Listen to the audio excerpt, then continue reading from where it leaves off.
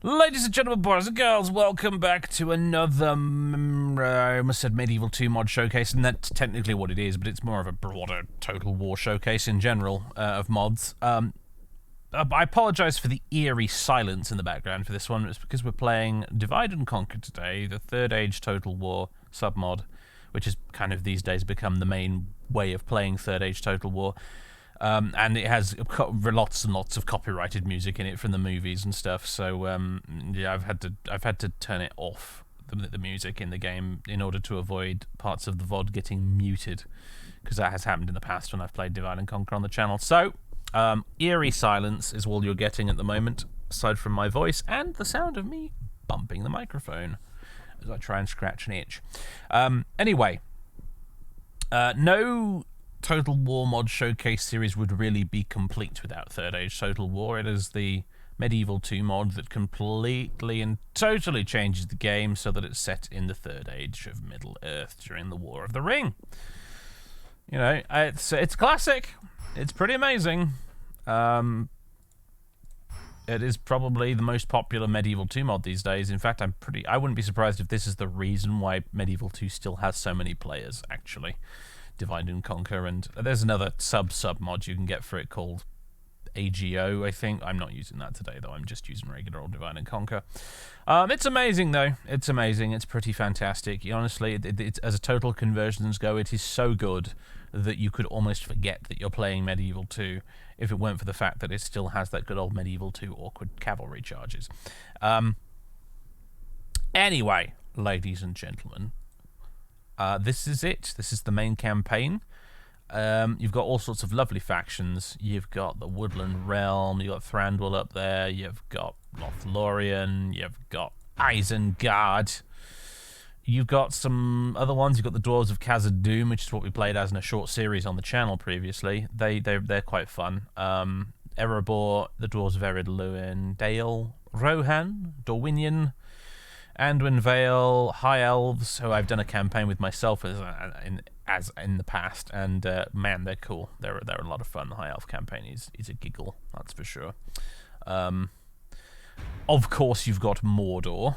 You've also got Dol Guldur. You've got the Goblins of Moria. You've got, who else have we got here? The Easterlings, the Variags of Khand, the Haradrim, Clans of Enedwaith, the Dunlendings, Breeland, the Ar-Adunaim, who are the Black Numenorians down Umbar way, the Northern Dunedain, who are a really cool faction I'd like to play as one of these days, because you start off as basically Aragorn and his ranger buddies, and if you conquer enough land, you can reform the Kingdom of Arnor, and your whole unit roster changes and everything. It's quite cool. I think a couple of other factions can also form the Kingdom of Arnor if they want to. Yeah, they're pretty cool. You got Dol Amroth as well down in the south there near Gondor. It's going to be a one-off stream today. I'm not starting a new series of this right now, but it did occur to me that I've never actually played as Gondor in this mod before. So I think that's what we're going to do today. Why the heck not? Let's play as Gondor or fight Mordor for a few turns of the campaign, and you guys can get a really good look at probably some of the best this mod has to offer, frankly. There's so many wonderful factions in it, though, you know. It's, there's Orcs of Gundabad, there's Remnants of Angmar, there's so many things to choose from here. So many fun campaigns to have. But I think we'll go with Gondor. Gondor's a good choice. No battle time limit, please. Difficulty... campaign hard. Battle difficulty... medium or hard? What do I feel like? Let's go with hard. Really test ourselves against the hordes of Mordor. Okay.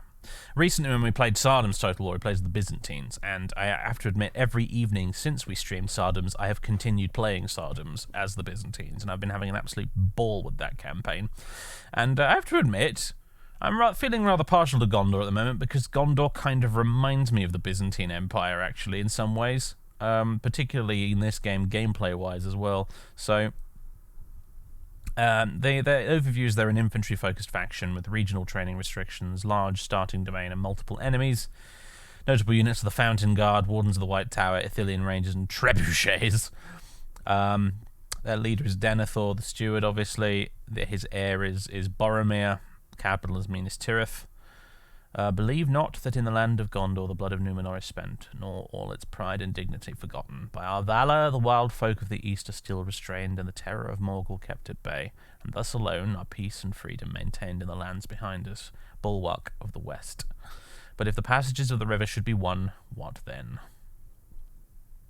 So, let's go through some of this. Starting location, Gondor has many natural defences against her enemies. The Anduin protects from the hordes of Mordor, Khand and Harad, and the Ered Nimrace gives cover from the nations of Enedwaith. She is also the largest nation in Middle-earth, and the potential of her economic strength is certainly comforting.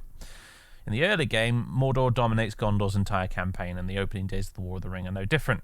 There are few independent holds in these embattled lands, and Mordor will arrive at the ruins of Osgiliath within a few years. Gondor must mobilize her enormous strength quickly and strike fast before Sauron can bring Harad, Khand, and his own hordes to full production. All hope is not lost, however, for Prince Adrihil commands many battalions of elite warriors from Dol Amroth, and he has been tasked with holding the mouths of Anduin. Military overview. Gondor is a nation of heavy infantry and skilled armourers, and even its lowest tier warriors boast well-made armour and arms. The famous White Tree is emblazoned on fine plate mail, and the sight of a fully equipped Gondorian army arrayed on the field will give pause to any would-be foe. The cavalry of Gondor is few and far between, however, and is not the favoured method of combat for the Númenorian descendants. Tricky, bearing in mind this is Medieval 2, and in Medieval 2 cavalry is king of the battlefield. So, oh dear. Not that I think Mordor really has much going in the way of cavalry either. I mean, they have warg riders, and that's kind of largely it, I think. So, special features: fiefdom recruitment, Fornost and Osgiliath rebuilding, and rare units Minas Ithil Guardians from Minas Morgul, and trebuchets in all regions, and ships as well.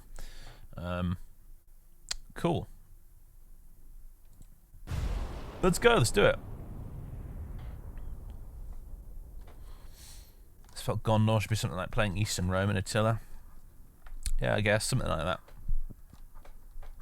Gondor feels very inspired by the Eastern Roman Empire, when you look at it in the books anyway.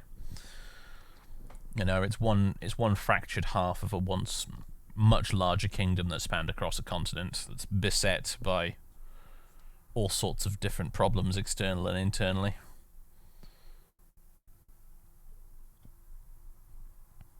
And Tolkien drew a lot of inspiration from sort of late antiquity and what have you as well, so.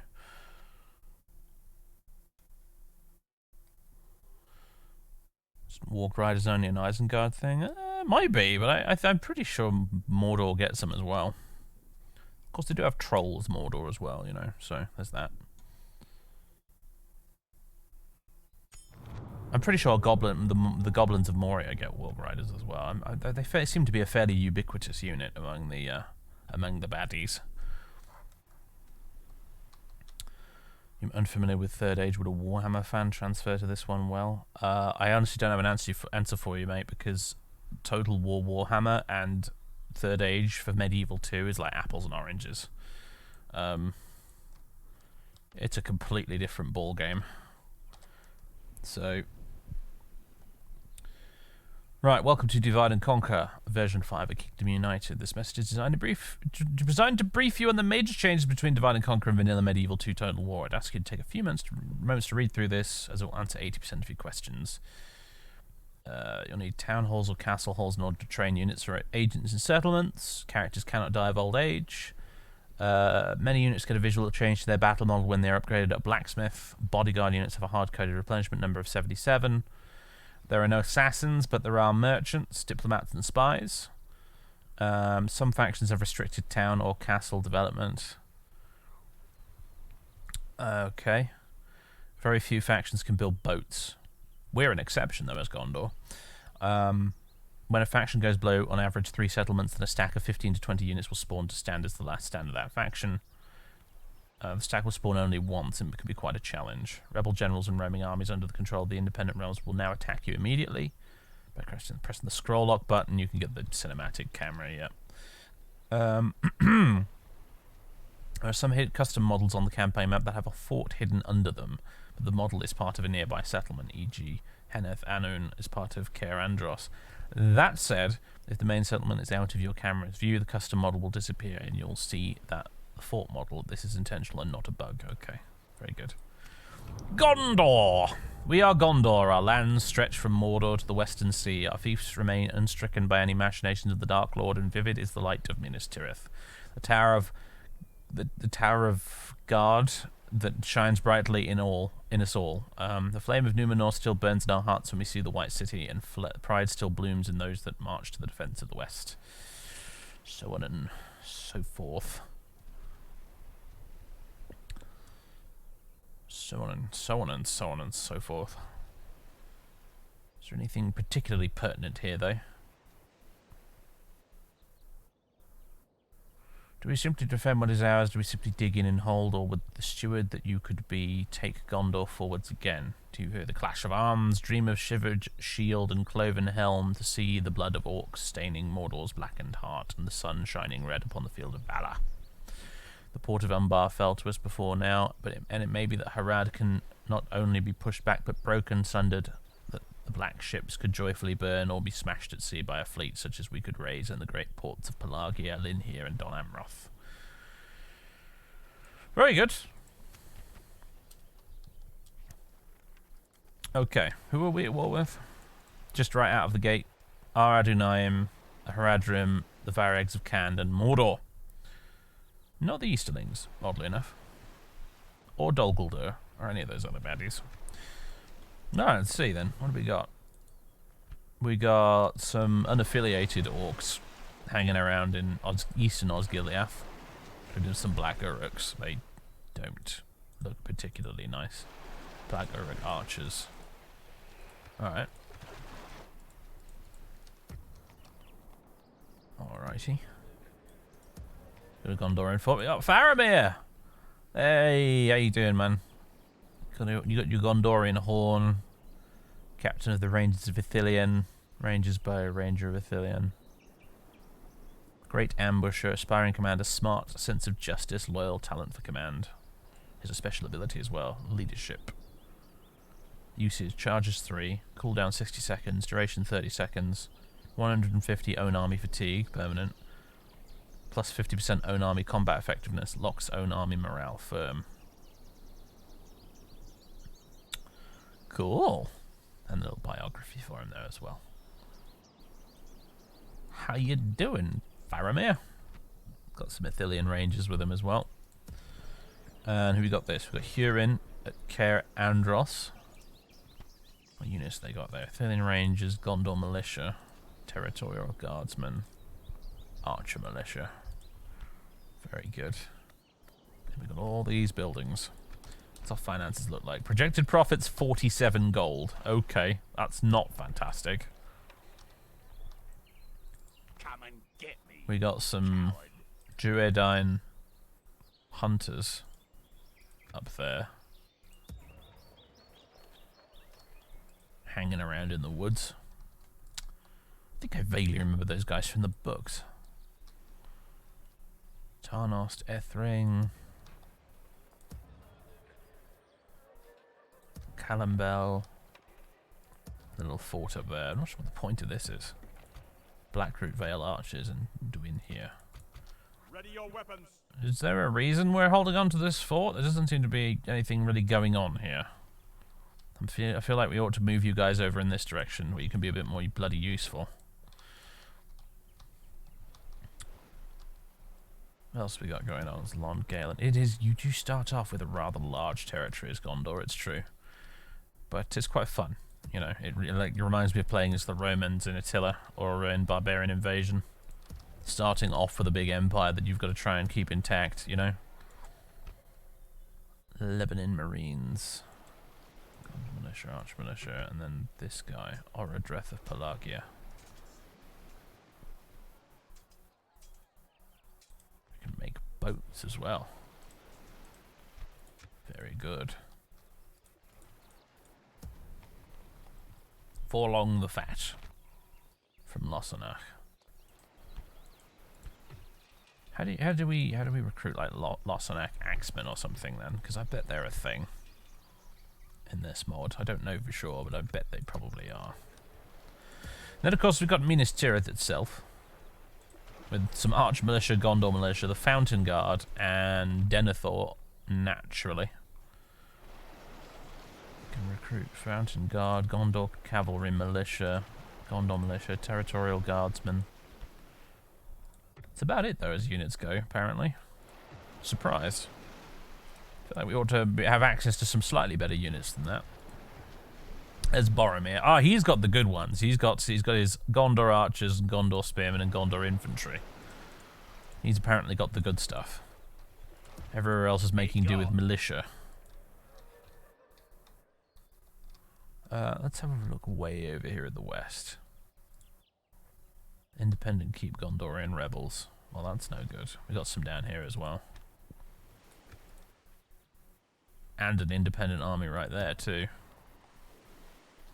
That's... I don't know how we're going to deal with that. We haven't got any armies even in the same bloody postcode that could deal with an army like that. That's a little worrying, actually.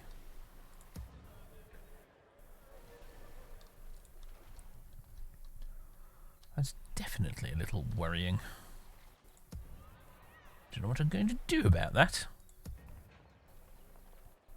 I was sort of... I got into this under the assumption that pretty much all the action would be over here, but apparently we're going to have to deal with some irritating rebels over in this direction as well.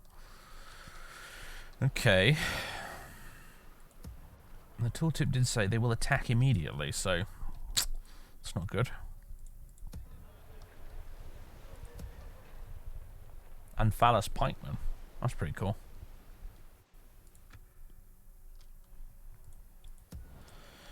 Well, let's see. Angbor the Fearless. Namadin Clansman. It's kind of fun. Maintain order.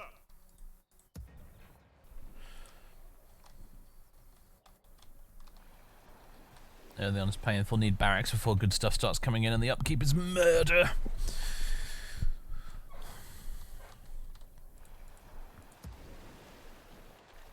Yes. I'm thinking maybe with the Fountain... I mean, part of me, the lore nerd in me wants to keep the Fountain Guard in the city, but part of me also is just like... I feel like they ought to be hanging out with Boromir.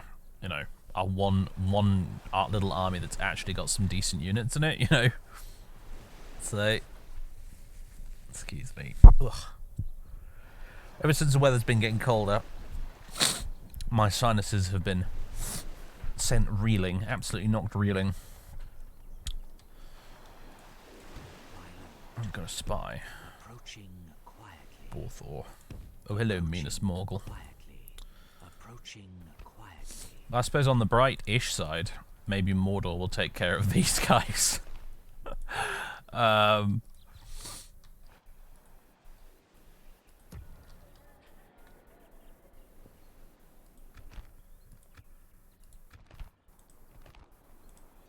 least the Rangers of Ithilien are probably a decent unit. Missile attack 6, range 220 meters. Just comparing them with the Arch Militia to get a frame of reference. Accuracy exceptional. Although there are tiers of accuracy in this mod, from what I recall. Like, a unit of humans with exceptional accuracy is not the same level of accuracy as a unit of elves with exceptional accuracy. Like, elves just have a base level higher of accuracy than humans do. And the same goes with, like, you know, below that with, like, orcs and whatnot. That is a thing what I learned some time ago. I guess we could crank up taxes, like, across the board. Probably not a bad start. Oh, hello, mines. How much money would that make me? Not as much as I'd like, honestly. What about some farms? Even less. Economic buildings in Medieval 2 just always seem a little bit pants in most of the mods I've played, for some reason. It's so much easier to just go out and conquer a new settlement rather than trying to actually build up existing ones. You can't really build tall in Medieval 2 very effectively, I find. Oh no, that's going to make a difference. Yeah, okay, that's worth investing in. What about here? Meh.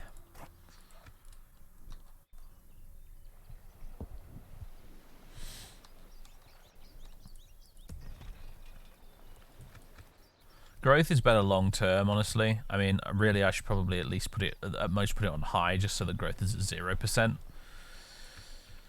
But at the same time, we've got an empire to keep together, and we're hemorrhaging money at the moment, so it's difficult. What you should never do is ever exterminate populace when you take over a place. That's a really fucking bad idea. Don't be tempted. It's never worth it.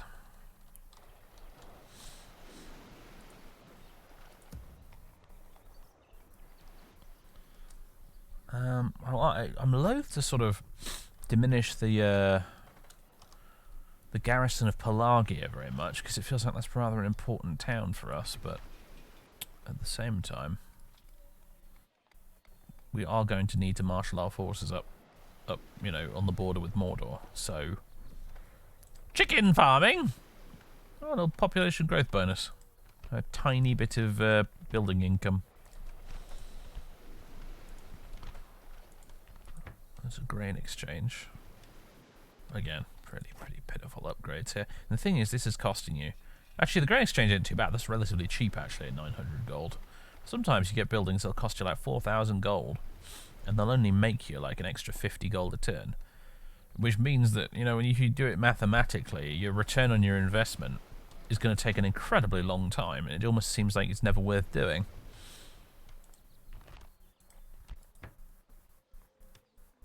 Well, this one, look, we go from 414 income from trade to a whole 439. Like, wow, you get that flat 150 bonus from it at least, but still. And it costs you 5,500 gold and 6 turns to build as well. It just seems a little outrageous.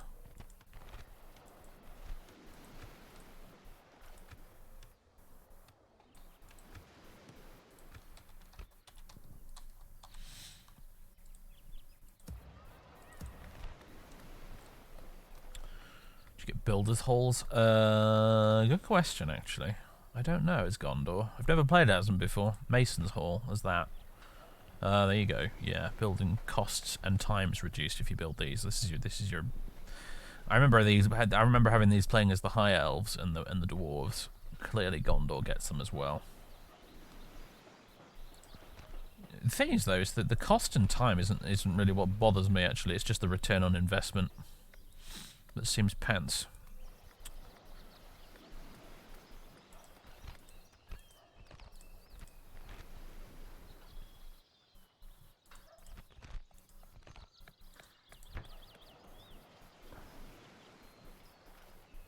I guess that we could do. I guess we could do land clearance. I suppose.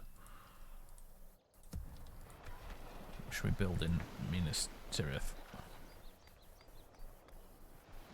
I guess mines aren't a terrible idea, actually.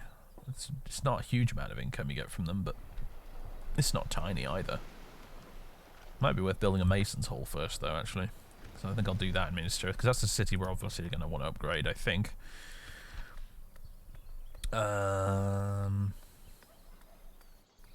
What about Kerandros? Kerandros is the kind of place where I feel like I'd probably want a good barracks. Although there doesn't seem to be one available, sadly.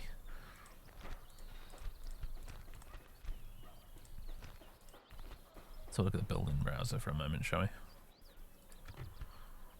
Barracks.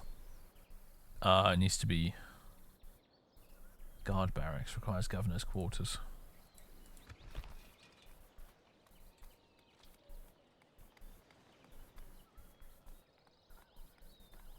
Practice range, library. I guess it's not a big enough place yet to be able to do that.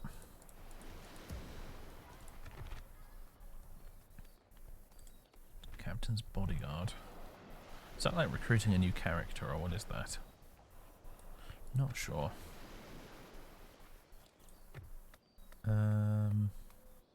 Blacksmith. Ballista maker. Dockyard. School. Does that work like schools in stainless steel and Zardoms by any chance? Not sure if it does. No, it gives you a culture increase bonus, okay. Governor's quarters. That's probably what we need, really, for Minas Tirith, to sort of get to the next level of military stuff.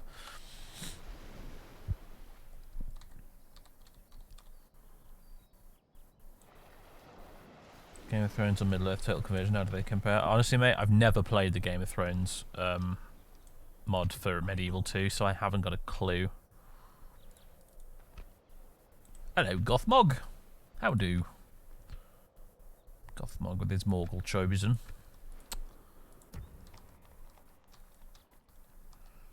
I like the sort of fluffiness of having Faramir up here with a couple of units of Athenian Rangers just hanging out in his little hideout there.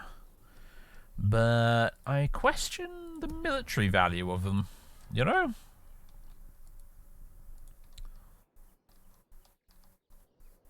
There's the Falls of Rauros up there. Very nice. Well, I don't know if are the Falls of Rauros there, or are they down here? I forget exactly, but that's the Argonath there with the two great big honking statues. Obviously, the whole of Middle-earth is just quite lovingly replicated in this mod, as you can see. It's all rather lovely. Goes right all the way over to Rune here as well, because you can play as the Easterlings, obviously. But it's all here. It's all here. A lot of the landmarks included as well. I particularly like playing in Eriador, to be honest with you, because it seems to be filled with a lot more in the way of recognizable landmarks. Like, you zoom down enough here, and I don't think we can see it right now, but you can see stuff like, you know, the Barrow Downs and whatnot outside Bree. They actually like modelled that stuff. There's loads of little bits of detail. In fact, that might be these here, actually, I think. I think this is the Barrow Downs you're looking at right now. And then you've got the Shire over in this sort of direction. There's the Old Forest. It's great. And then you've got Evendim up there, Lake Evendim. Fornost around here as well somewhere.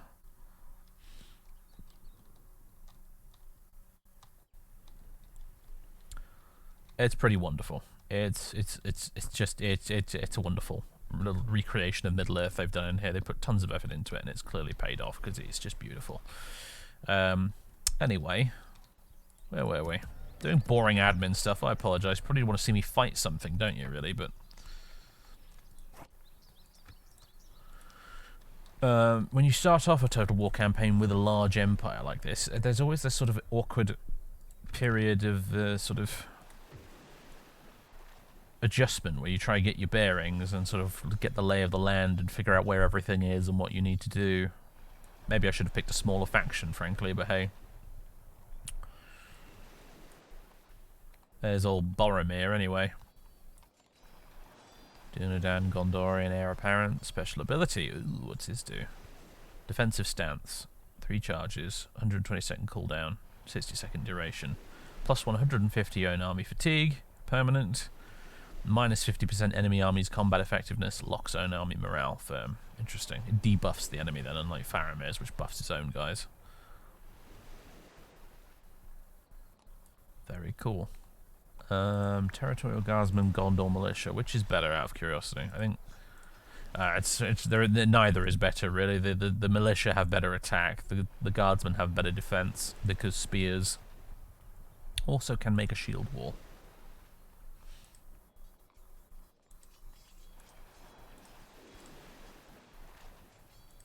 We need some cavalry. By God, we need some cavalry. But that's hard to come by as Gondor, apparently. However, this is medieval too, for fuck's sake. We need cavalry. Even if it's cavalry militia.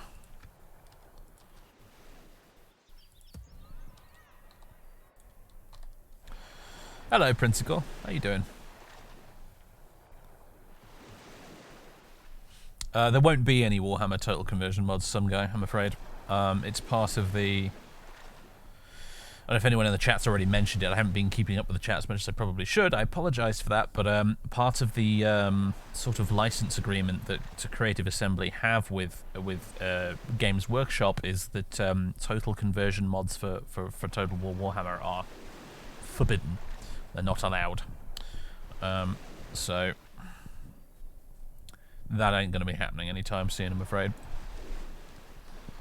It's kind of why the modding scene for Total War Warhammer is a bit My lord. meh, to be honest with you.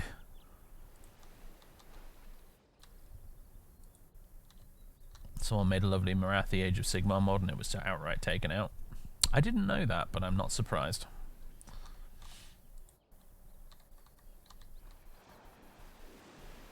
My lord.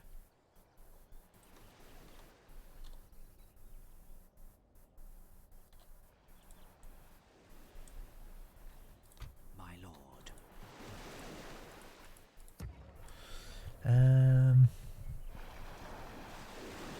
Condor Cavalry Militia. You've been recruited there. Is there anything we can build in Western Osgiliath that would be a good idea?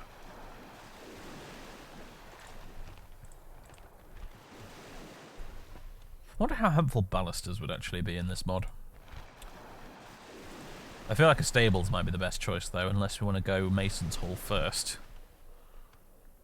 Maybe we'll do that. I don't know whether or not I'm going to be able to hold on to Osgiliath. I'm going to try though.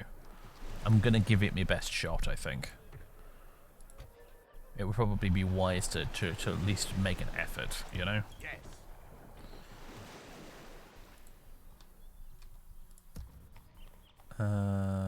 Forlong. Hello, Forlong. This is one of those mods where, like, general characters are actually really quite powerful, so sometimes they're worth using in combat.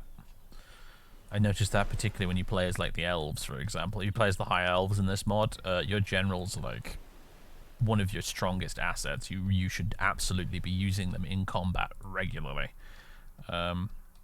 Which is something who people who are new to this mod don't necessarily realize off the top, because normally in Medieval 2 you really need to protect your general at all costs, but in this mod generals are quite often extremely effective in close combat. I have a feeling Forlong the Fat might not be though. Just a hunch, you know, he's not exactly Glorfindel, is he? I'm thinking of sending his militia up towards Gileath though. And I'm honestly tempted to withdraw Faramir and Pals to Osgiliath as well. Ready your weapons. I don't know what good they're going to be doing over there is the thing. My lord. He has a unique bodyguard. Yeah, he probably does, I have to assume. He's got... Does he have, like, his Lossanak Axeman, you know? I have to move him out of the settlement to actually look at it, but yeah, Lossanak Axeman. There you go. Total defense 19, attack 10, charge bonus 70. They're pretty good. They are pretty darn good. However, if I move him out there, that town is going to revolt, so maybe we won't do that.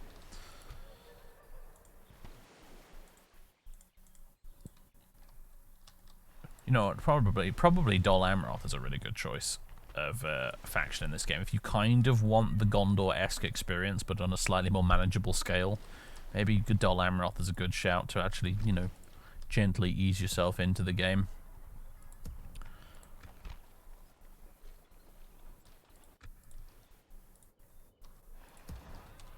Alright, well, don't know what I'm going to do about you. Still don't know what I'm going to do about the rebels over in the west. Ready your weapons. I got a few little bits of militia here and there. Watching you, scum. We can move you there. Have some cavalry to join you. Because I'm mostly worried about this guy here, Captain Canyon, and his fellow rebel scum.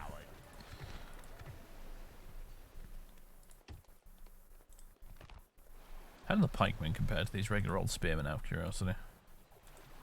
Not super favourably, but obviously they can do their shield wall, spear wall thing even.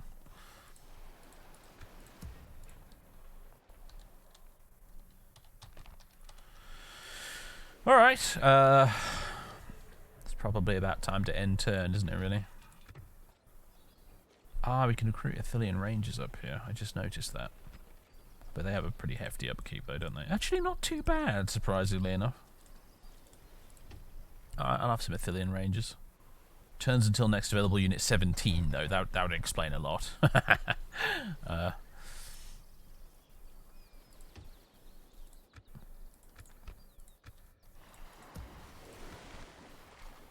Let's see, what else do we potentially need here? Militia or territorial guardsmen? We have some spearmen, don't we? Have these Gondor spearmen. A few more wouldn't hurt, though. Hell, just recruit both of those. Okay. Projected profits, not good. Projected treasury total, minus 506. Lovely. Gonna have to crank some taxes up, I think, where possible.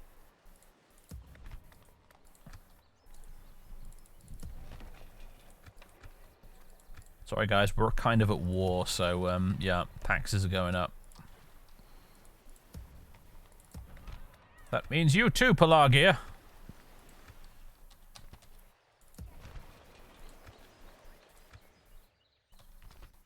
Okay, we're back in the black.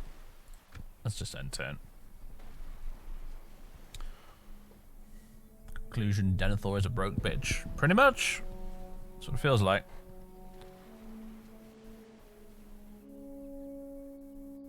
First term of the big faction Total War's always a long one. Can be a little overwhelming, to be honest. I mean, yeah, it can be. I think that's why in a lot of the modern Total War games they don't do big starting factions anymore. Which is kind of a shame, honestly.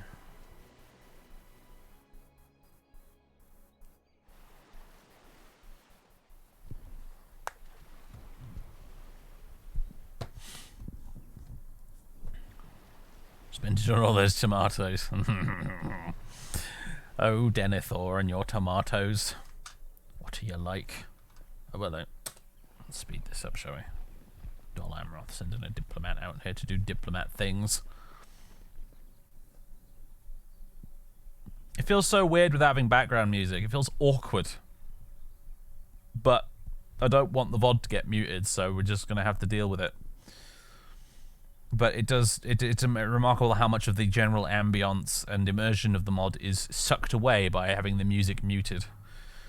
It's a damn shame, but it is what it is. Also, hi Mordor, how you doing? That's a bunch of big stacks you've got there.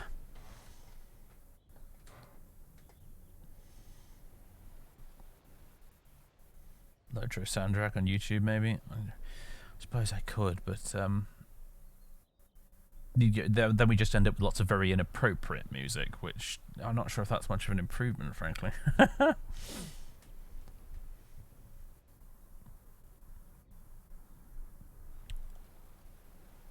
think we did that last time, and I ended up with like peaceful Hobbit music in the middle of a battle, and it was kind of silly.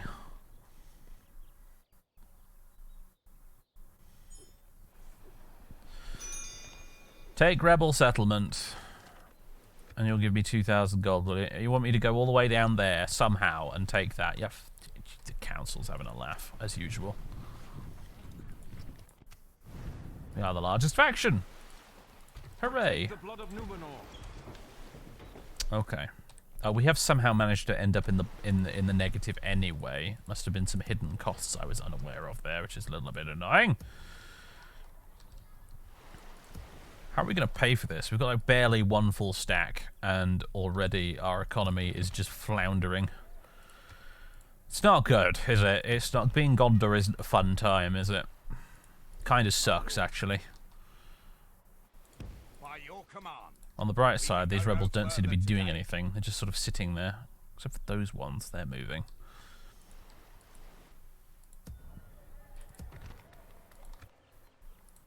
I guess I'm gonna have to disband a few units. I don't see what else we can do. Forward. Let us set up camp here. You're free upkeep, so there's no point in getting rid of you. Same there. We need to take a town is what we need to do, but that's really difficult. Because Osgiliath is eastern Osgiliath is the only town nearby, and it's across a bridge. And it's guarded by a really nasty stack of units. I haven't the foggiest idea how I'm going to deal with that. Do we have any boats? Do we have any ships that we should be worried about? Also, Come and get me, you hi there, guys. coward. You know what? You can be Dol Amroth's problem.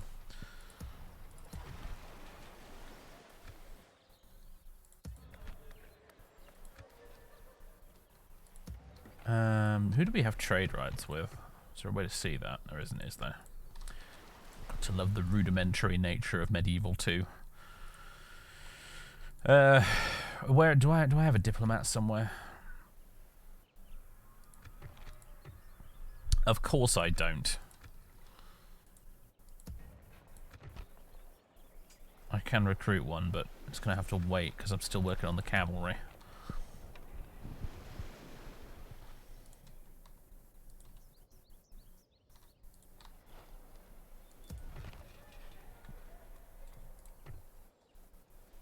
Right, forget these Athelian Rangers.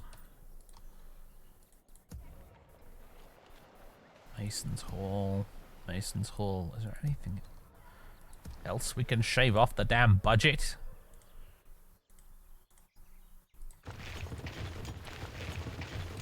Guess there's those. Okay, there we go. That's us back in the black just by a hair's width.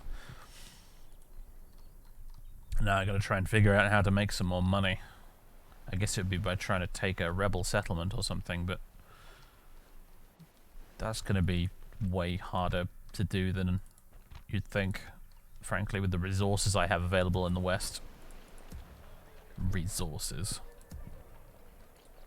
In other words, the sweet F-all that I've actually got out here. My whole kingdom can basically support 1 3/4 stack army at the moment. I had no idea Gondor was that screwed economically at the start of the campaign, frankly. How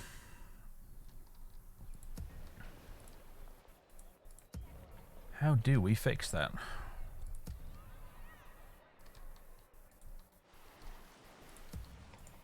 What's the upkeep on these guys? It's not even that crazy.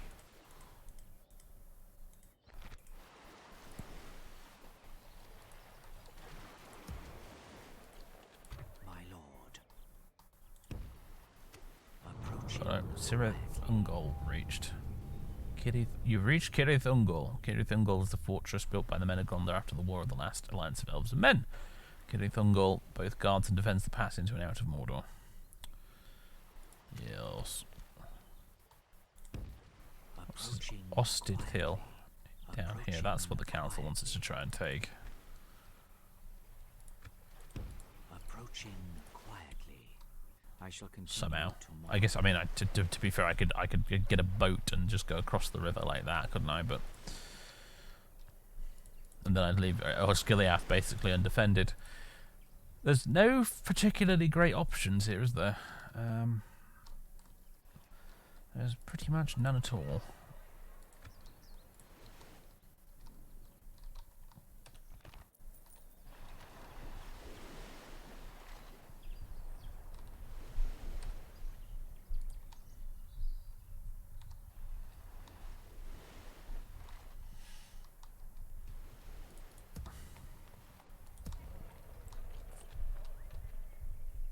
Hopefully he's going to wander off that way and go bully the clansman Edwythe or something. Hopefully. Big emphasis on the hopefully there. What kind of bodyguard unit do you have? Pikeman. Fuck me. Alright, I was hoping maybe he had some nice cavalry or something. Your will, my lord.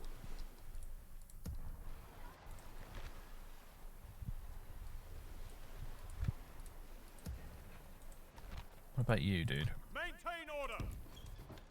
I mean, you can't leave town without the whole place getting angry, but you do at least have some Pinath-Gelling cavalry. Which... probably okay, I guess, as cavalry goes. Awaiting your command. Could be worse. Protect the blood of Numenor.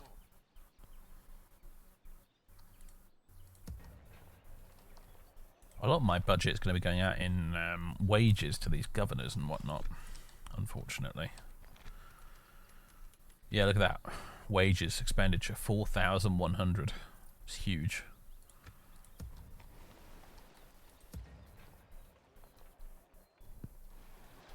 Hey Deacon, how you doing?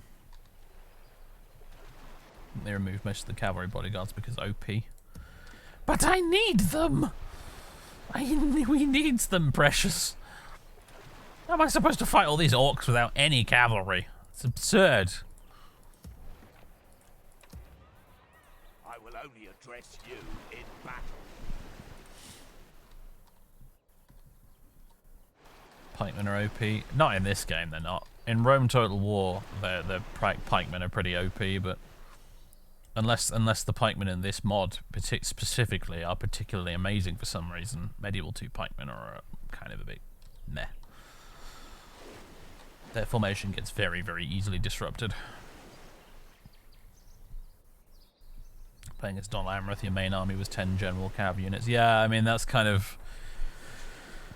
Yeah, to be fair, like that's where all the cav's gone for us, isn't it, really? It's Dol Amroth is the cavalry faction, which means that we as the rest of Gondor are basically left with fuck all when it comes to cavalry. But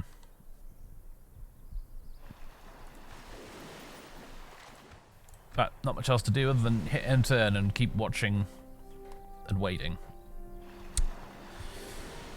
Kind of hoping that Mordor will come over here and kick kick the asses of those orcs that are hanging out in East Osgiliath for me.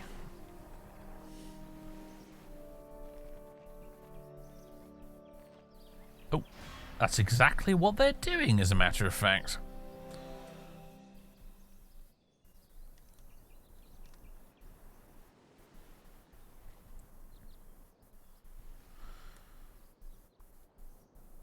Interesting. So the pikeman attack animation is really fast, so they attack way more often. I guess that would make a certain kind of janky early Total War sense. Medieval 2 is a very janky game when you get down to it, really. I think we give it too much of a free pass sometimes when it comes to this stuff.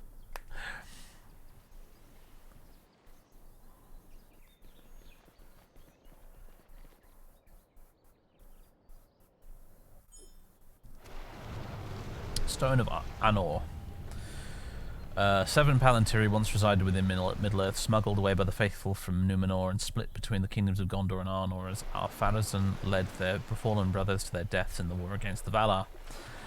Palantir allowed the user to converse with the other holders of the stones, able to cast a watchful eye across their domain and speak with their allies, but with time the great stones fell. From 7 stones only 4 remain within the lands of Middle-earth. The Anor stone resides within the great city of Minas Tirith, the capital of Gondor and bastion of the free people.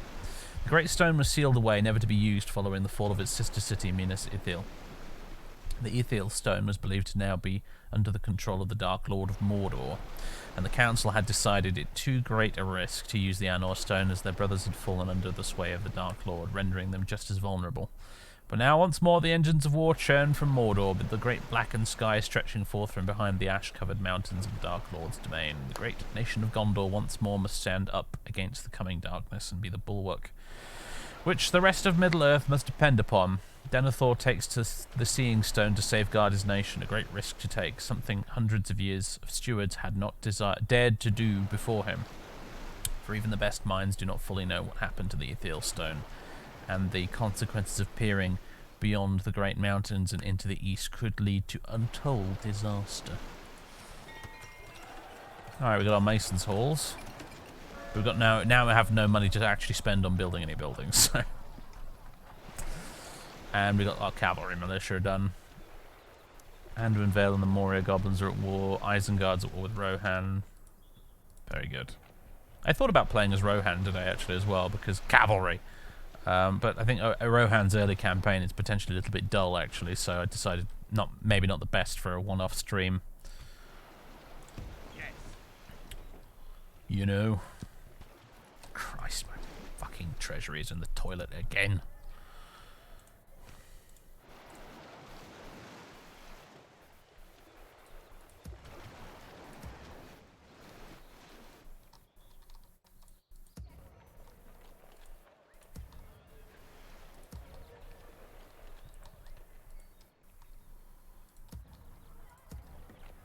Maintain order. Onward. Let us set up camp here. I don't know what to do other than... No, there isn't even a rebel town up here we can take, is there? There was just those rebels hanging out in the woods. My lord. Approaching. I don't know what the best sort of opening moves really are for Gondor. Maybe I should have looked it up first. I didn't expect them to be quite this challenging though, actually, to tell you the truth. I'm gonna stick you. Is there anywhere we can raise taxes just a smidge more? Or am I going to have to disband the unit of cavalry and just spend 2 turns recruiting?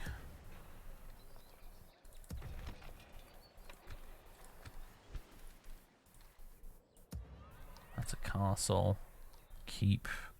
City. I think we're already taxing Pelargia to the eyeballs, aren't we? Fanwelond. No, I can't go any higher without causing a revolt. Castle. Town. That's something. Oh, here we go. Here we go. We weren't squeezing Callambel enough, apparently. Hey! Projected treasury total is nice.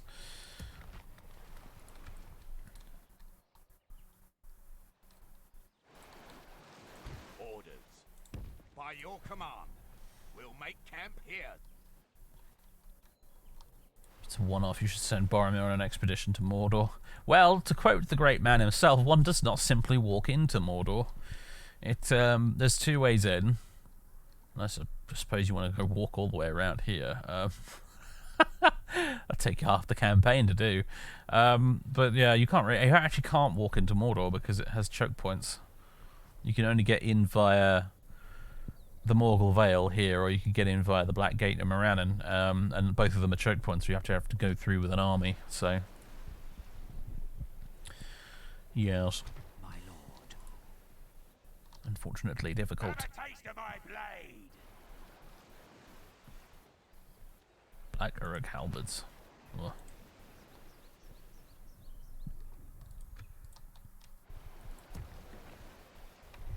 Normally I wouldn't mind facing off against big stacks of orcs like this if I was playing as, I don't know, say the dwarves or the high elves.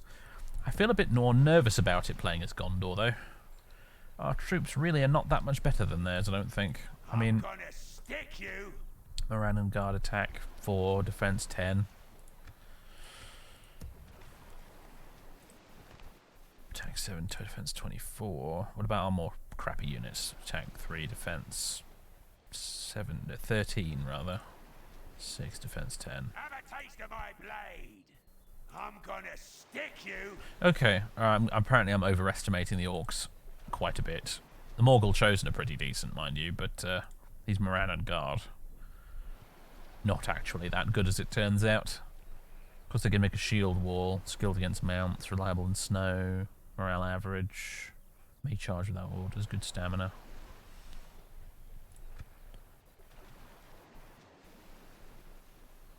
Means I suppose the Black Uruks maybe are not as scary as they look. Orc fighters. Attack 7, which is reasonable, but defense 6, which is not very good. Black Oryx, attack 9, defense 16. Okay, so they're actually not bad, the Black Oryx. They're actually relatively decent. Yeah, so we're not... It's not like we're man for man that much better than them, I don't feel like.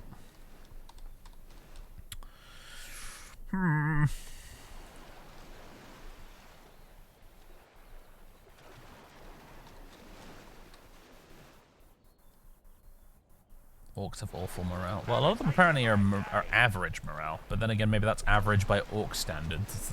Is the tricky bit. Unfortunately, with a complete dearth of any decent cavalry, actually making the enemy rout seems like it's going to be very difficult. I mean, we got one unit of Gondor cavalry militia, and that's all we've got to work with when it comes to trying to actually hammer and anvil the enemy.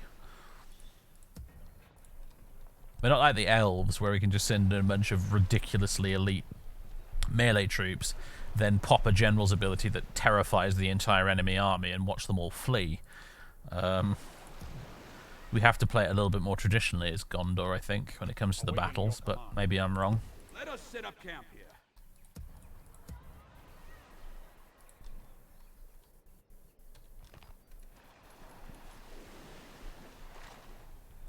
I actually thought about playing as Isengard today as well. Actually, that might have been a better choice. I'm not sure.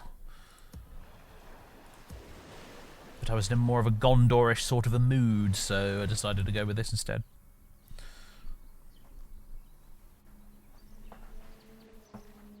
Is Gondor cavalry going to earn their paycheck? Well, they'll either earn their paycheck or they'll be horribly killed in their first battle. Hello, Colin. Hello. Come on. Hop on up. Come on. Hello. You're wearing the Gondorian colours today, aren't you, Colin? Black and a little bit of white. Gondor kitty. Buddy that. Yes. Oh. Kaer Andros is being attacked. Jolly good. Hello, Gondor kitty. How you doing?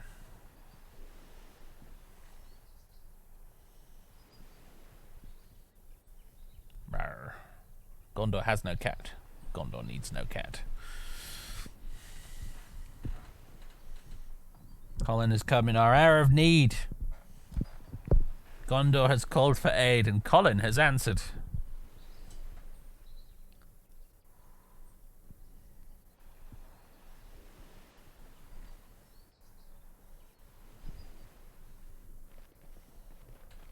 Where are they off to, I wonder? Hello, Puddum.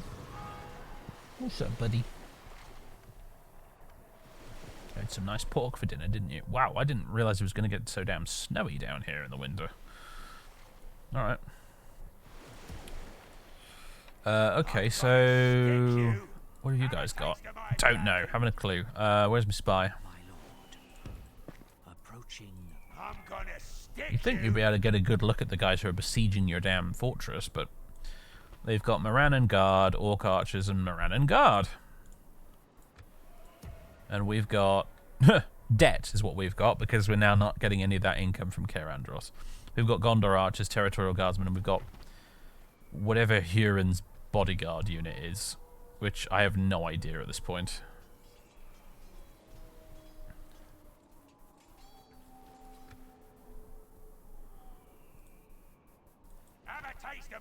Trying to figure out whether it's worth sallying forth.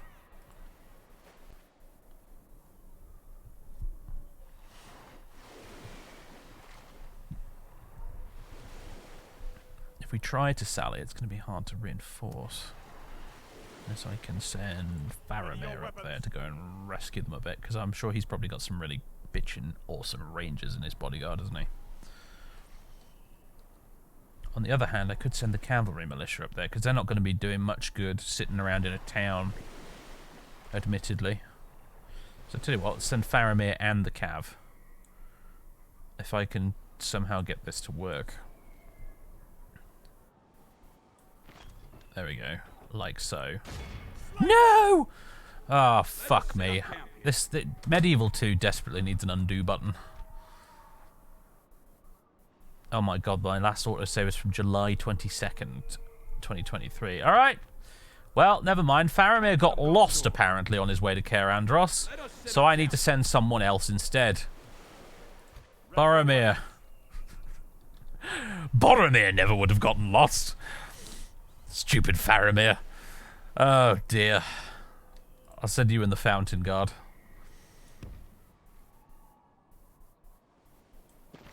There we go. Captain of Gondor. Assail the enemies of Gondor! Don't let them any further!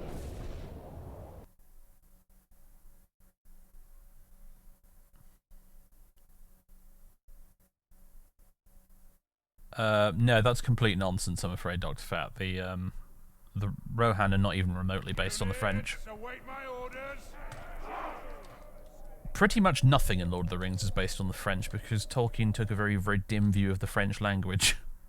I need to run up free cam for just a moment. There we go, so I can, so we can zoom in and get a really good look at stuff. Nice, nice custom settlement here for Caer Andros, though, by the way. This looks really nice. Does make me wonder where on earth Boromir and co are actually going to appear from, though.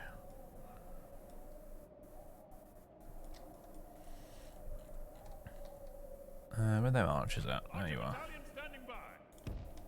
Stay together, men. Let's go. Men of Gondor. Gondor militia. March. Alright, We shall win. Let us prepare. Militia. let's put you... Oh, bloody settlement pathfinding! Ugh, why? There we go. Alright, so it looks like you've got a captain's bodyguard, which look like they're probably quite good. Let's see. Oh, yes. Attack 12, defense 32. Rather decent.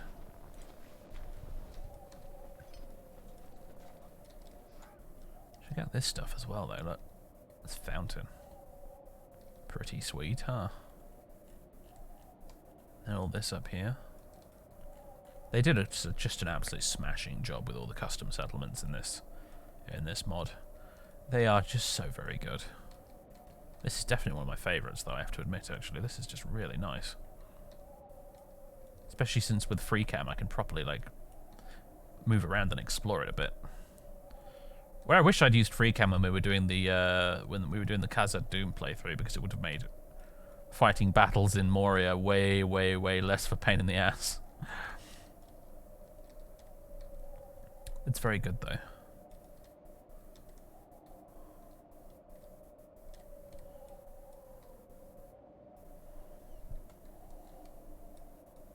Bitrate's gone for you. Yeah, it's shot right down, hasn't it? I've just noticed that on the other monitor. It's going up a bit again now, but yes, it's gone a bit wank, hasn't it? I apologise for that. I don't really know what it is other than my connection getting squeezed, unfortunately. In which case, there's nothing I can really do about that. I'm very sorry. Yeah. I have OBS set up basically so that rather than you getting dropped frames and your stream just sort of buffering constantly, the bit rate of the stream lowers instead when the connection is being a bit shit. So unfortunately, you're probably watching this now in like 360p because my internet connection is being unreliable as heck.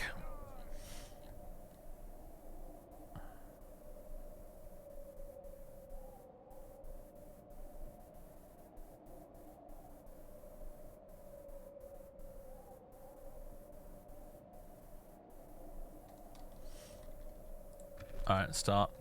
Oh gosh, they're all the way over here. Hello, orcs.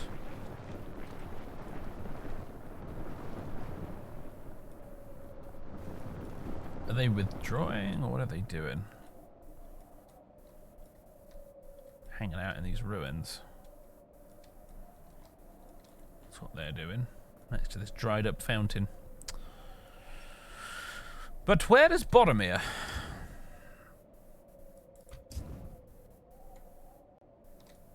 We looked for his coming at the Tower of Caer Andros, but I do not see him. Oh, he's all the way over here, apparently. Hanging out in the woods. So Boromir's guys are these Osgiliath veterans. Interesting. They have bows, but presumably they're probably not slouches in close combat either. And then he's got the Fountain Guard as well. Okay. Well, there's no rush. I don't think I've got battle time limit on. No, I don't. So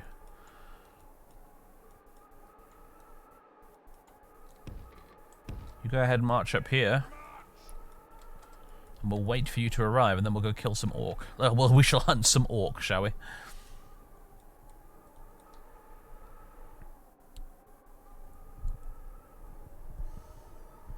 Yeah, the mod makers have done just an amazing job with these custom settlements. They are really lovely. They're very, very nice. There's another Lord of the Rings mod for Rome Total War called 4th Age Total War, and in many ways I actually prefer it to this one. I haven't showcased it yet because I keep desperately hoping that somebody's going to port it to the Rome remaster, because the problem with 4th Age Total War, unfortunately, was always that it used to crash a lot because Rome is a 32-bit engine and doesn't handle memory terrifically well. So, unfortunately, that and a lack of proper crash logging meant that a lot of Rome mods back in the day were very unstable, and 4th Age Total War is definitely one of them. But if someone were to port it to Rome Remastered, you'd be on the 64-bit engine, and also you'd be able to do the crash logging properly and actually fix stuff. 4th Age Total War is excellent. It's a downright tragedy it has not got more popularity. Yes, I completely agree, Humpy Rogue. It's really friggin' good.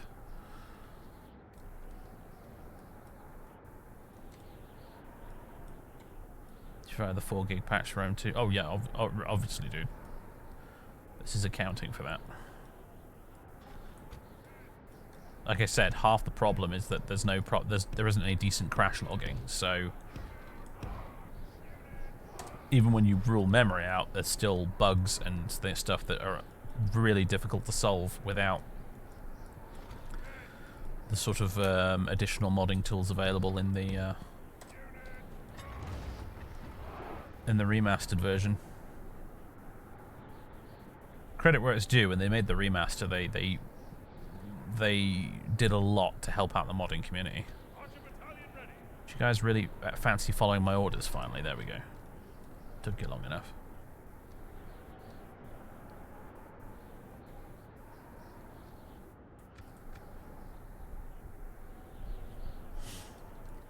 Right.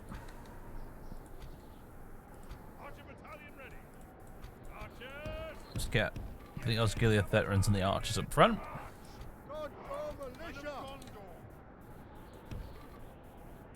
Have the melee troops form up behind. It's very basic, but it'll do the job.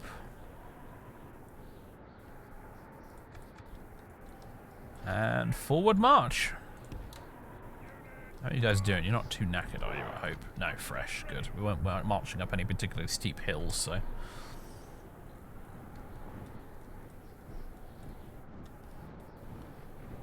There is a Lord of the Rings Total War mod for the remastered version, yes, but it isn't 4th Age. It's the old Lord of the Rings Total War mod, which is a different thing entirely. It was based on the Alexander expansion. Is it just me, or are the Fountain Guards marching a little bit faster than everyone else? Oh, they are. It's because they have spear wall, which means that they move faster. A bit like pikemen. It's actually kind of irritating.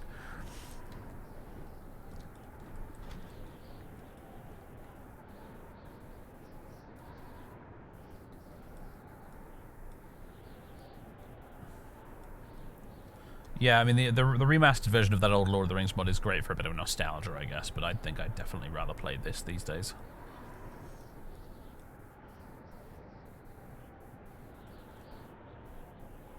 But the 4th Age Total War was a totally different kettle of fish. Chiefly because, as the title suggests, it was set in the 4th Age, so after the events of the Lord of the Rings. It featured a whole bunch of new factions, a new sort of main story, based loosely on Tolkien's abandoned sequel for Lord of the Rings. And it was really just marvellous. And the great thing about it as well was that it wasn't based on an actual story that Tolkien finished, and therefore there was no canonical winner or chain of events, which meant that you were free to kind of write your own story as you saw fit, without feeling like you were breaking lore too much or whatever. Abandoned sequel. You never heard of it? The New Shadow. Yeah, Tolkien did write like an opening couple of chapters or something, if I recall, for a sequel to The Lord of the Rings called The New Shadow. But he never went very far with it, and he never published it, because he didn't think it was very good.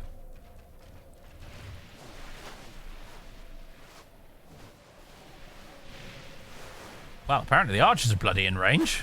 Goodness me. Is it the Osgiliath veterans? Yeah, it is. The actual Gondor archers are not in range. I wonder if this is going to provoke much of a reaction. I have to imagine maybe not, because Medieval 2 AI. If I was playing Sardoms, we would get a reaction, but Sardoms has that wonderful scripted battle AI that's noticeably better than regular old Medieval 2. I found it too depressing. I think his main thing with it is that he said it was a perfectly decent fantasy thriller, but he didn't want to write a perfectly decent fantasy thriller. He wanted to write something much better than that. And since it didn't meet his own lofty standards, he decided not to bother with it any further.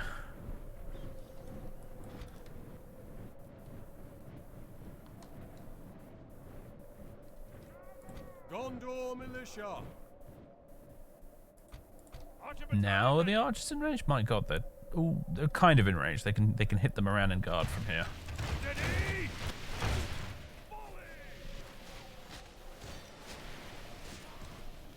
Moran and Guard who... Oh, they do have shields. Okay, thought for a second maybe they didn't. They're taking plenty of casualties anyway, though.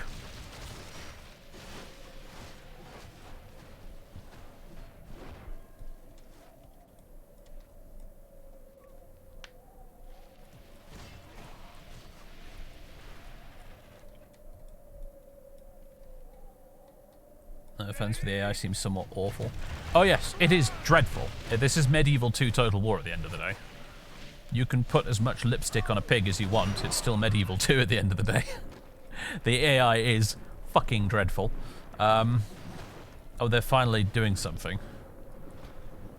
I've been playing a lot of Sardom's Total War recently, which is another Medieval 2 mod, but Sardom's, as I mentioned, it has a scripted, modded battle AI, which is noticeably less incompetent than the base Medieval 2 AI, which is what this mod is using.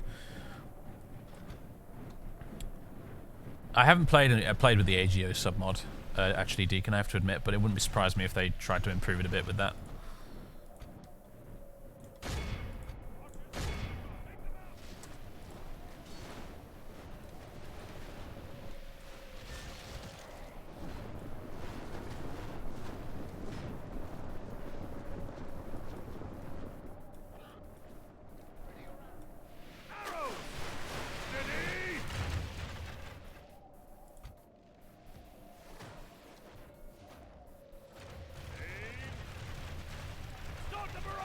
Where is Boromir anyway? There he is. What up, Boromir?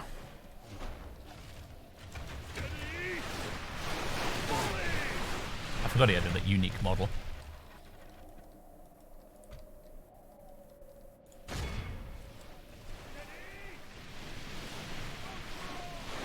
My kingdom for a horse, to quote Richard III.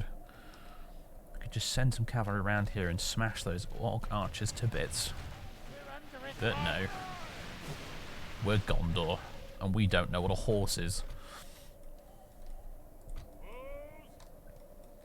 I stand as your captain. We're under attack. Still at it with the winning tactic of just standing still, this time even closer to make it easier for the archers to hit you. Nobody ever said evil was particularly clever, I suppose.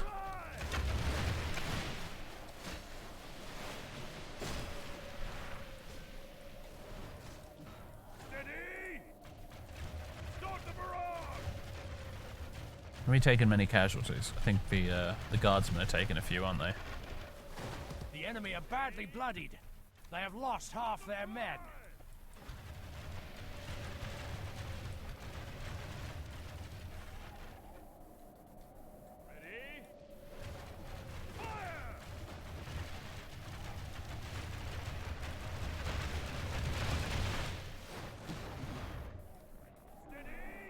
We're having the firing squad experience here, aren't we?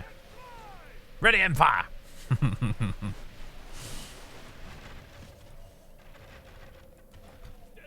Just stand there menacingly, yeah. I noticed the Fountain Guard are taking a few hits, but none of them have actually gone down.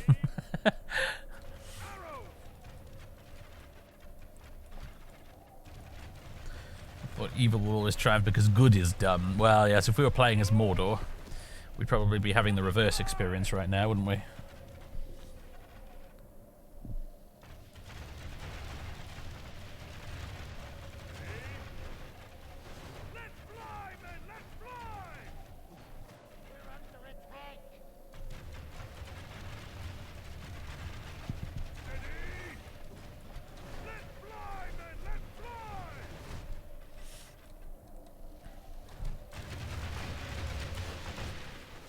Oh my god, look, they're all shooting the same dude.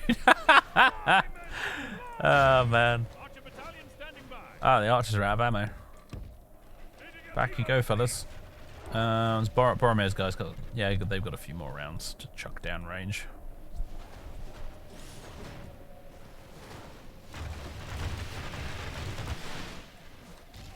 You guys are just moving up to occupy the exact same spot and then just stand there and die for a bit. Yeah, you are. You are.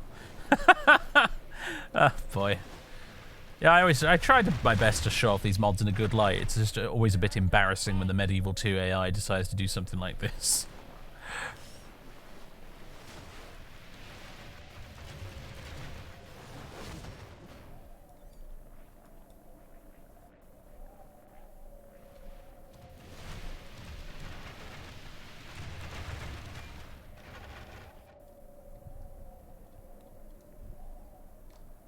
How many guys are actually in these Osgiliath veterans? It's 124. Okay, so it's over the 77 max, which means that the Osgiliath veterans will only replenish, excuse me, to a maximum of 77 guys. So we're actually losing irreplaceable dudes at the moment. It's a bit of a shame. Unless there's an exception I'm not aware of for Boromir. It's a siege sally. The AI is extra broken in those. Yeah, I suppose they are. Although I have to admit, right, like, well, I did a couple of siege sallies recently in Sardoms, and when I did it in Sardoms, what the enemy decided to do was actually just withdraw from the battlefield entirely. They just did a withdrawal, and then I charged out my cavalry to go chase some of them down, and when I did that, the AI actually turned around, stood and fought the cavalry, and actually drove me off. I had to take my cavalry and put them back in the town and end the sally. So whatever that fancy scripting they're using in Sardoms is, it's rather good. I suppose I've been a bit spoiled by it lately. Alright. Gondor militia! Let us prepare for this. Gondor militia! Advance! Front!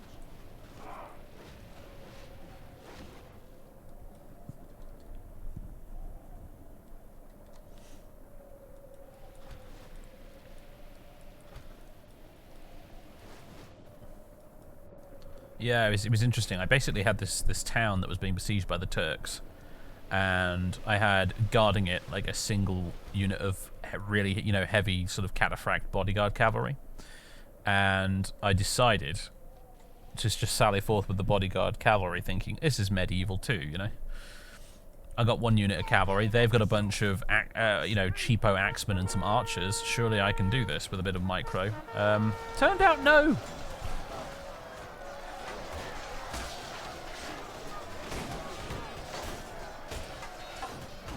It does occur to me that if the Fountain Guard do have the whole, you know, glitchy animation advantage, their stats are pretty amazing anyway.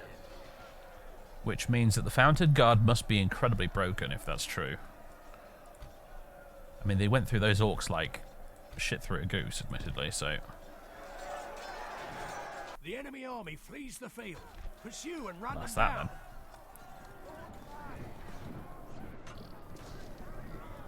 Got Fountain the guarding down here. Well, clever clogs.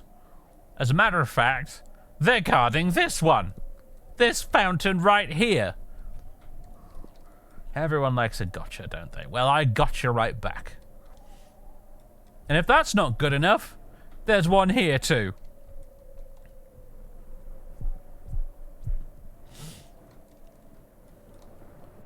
Men of Gondor. That's the wonderful thing about being an infantry army. Chasing down routers is difficult. It's a bit like playing as the dwarves again, except even the dwarves had access to some mercenary cavalry. Right. Be awed by the victory we have I do like the won Gondor here themed today. UI though. That's lovely. We lost 11 soldiers. Did we get any healed? 2 guys healed. Alright, stick that in your pipe and smoke it, Sauron. You're not having Caer Andros just yet.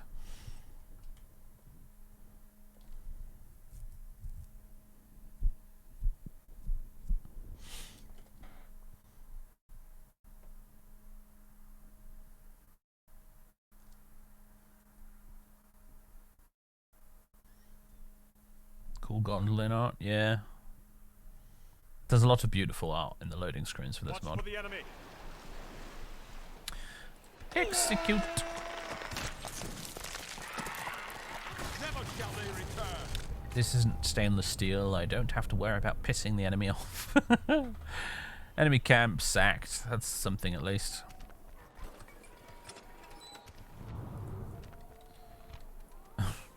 We're still in debt though.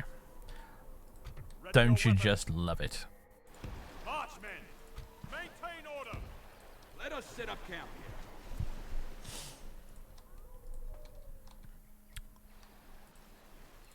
Alright, see you, Joe Perot. Toodle pip. Where are my guys all the way over here? My lord. Yes. You finally made it to Andorland.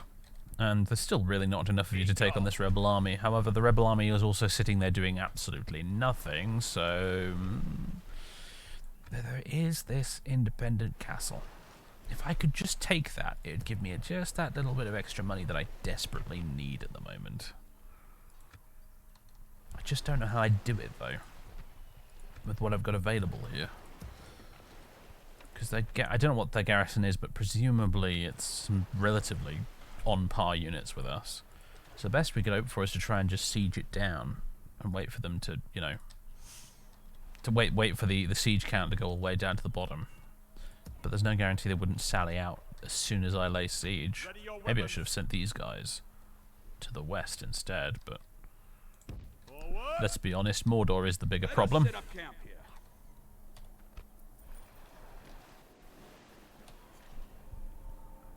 Is the map different? I'm using there's a toggleable option which allows you to change which map textures you want to use, if that's what you mean. The game comes with the mod comes with alternate map textures that you can enable in the launcher, which is what I did. My lord. So if that's what you mean, that's what it is.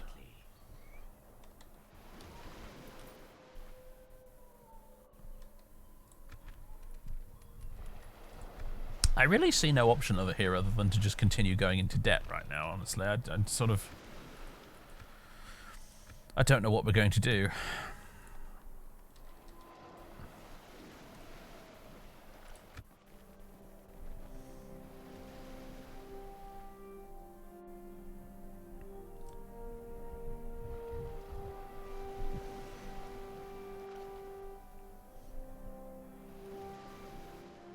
Oh, I should probably be talking over this because this is copyrighted music right now. Some of the end turn sound effects are actually little musical stings from the film soundtrack, which is obviously lovely, but at the same time awkward if you don't want to get your damn VOD muted by Twitch.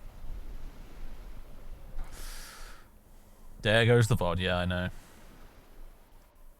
I think someone might have actually made a submod for this that gets rid of the copyrighted music entirely. I didn't have time to go track it down today, though, before I went live.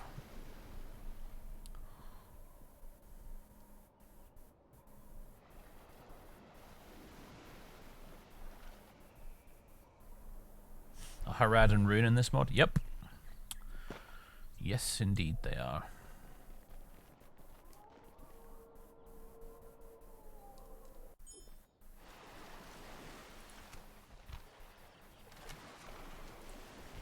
there used to be more than one Harad faction in this mod, actually, but... No, I'm not. I was thinking of something else. It's not this game. It's the fucking Middle-earth tabletop game that has 2 Harad factions, not this. Brain.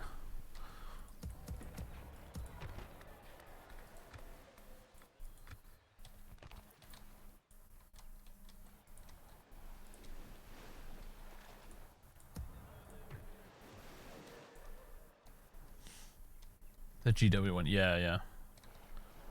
Maintain order. Onward. Protect the blood of Numenor. Alright, welcome back to Western Osgiliath, gentlemen. Looks like Mordor took East Osgiliath. Oh dear, that's a large stack headed in the direction of Caer Andros, isn't it? I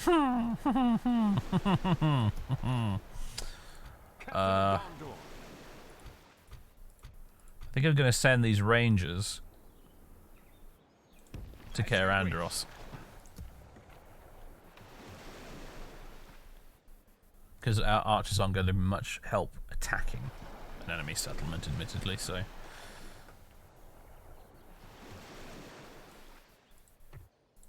Question is, do we want to attack Eastern Osgiliath now? I suppose we better had, because there's never going to be a better time, is there really, if we're honest? Quell this evil. Also, I have no idea what the custom battle map for this is going to be like, so I have no idea if I'm actually going to need these ladders or siege towers. I probably won't.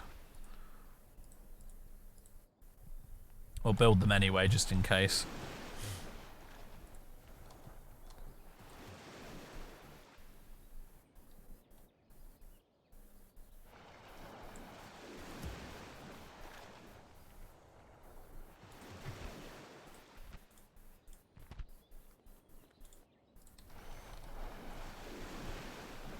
Just play your own Lord of the Rings music in the background. You know what? Do that. That's a good idea. Then you get the necessary ambience.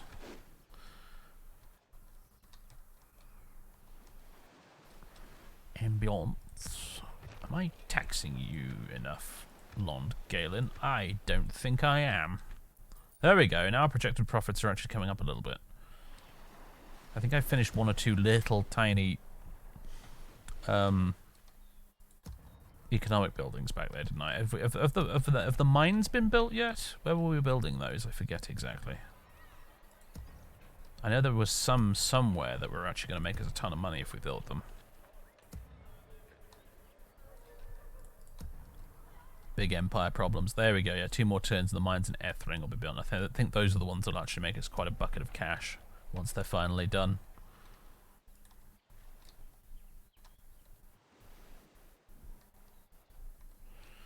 Not utilizing my forts. I know I'm not utilizing my forts, but I mean, what do you want me to utilize them for, honestly? It's like... I've got no troops to put in the forts, guys. All these towns just have governors in them and Gondor militia that are already getting free upkeep, so... What do you want me to put in these forts? I guess I could take some of these guys and put them in that fort. I'm not sure really what that gets me long term, though. Maybe like a couple of 100 extra a turn. It's not super helpful. By your command. There you go. They're in there now. I'm getting a bit more each turn. But as soon as I need to march them out to actually do something, I'm not going to be... whatever. There you go. That's the one. We found one use for the forts.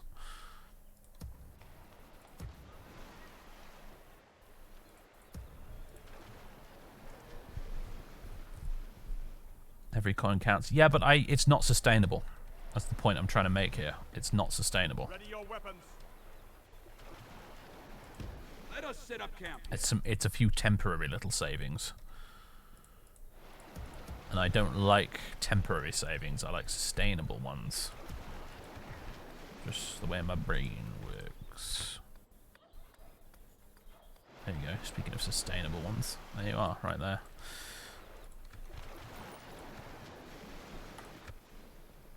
Where are you off to, Dol Amroth? Where are you going with that diplomat? Where are you trying to go, anyway?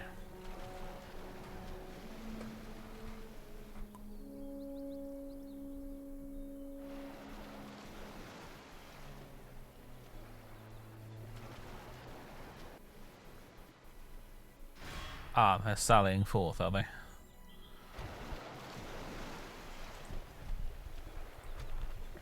Well,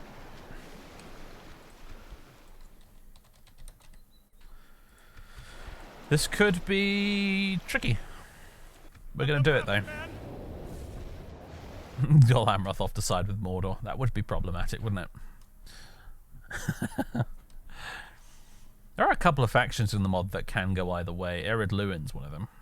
The Blue Mountains dwarves. They can side with Mordor. Oh my word. Interesting. So this is what it looks like.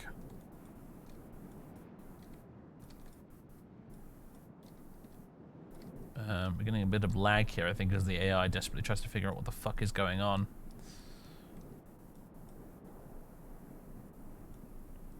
Where even is the enemy army?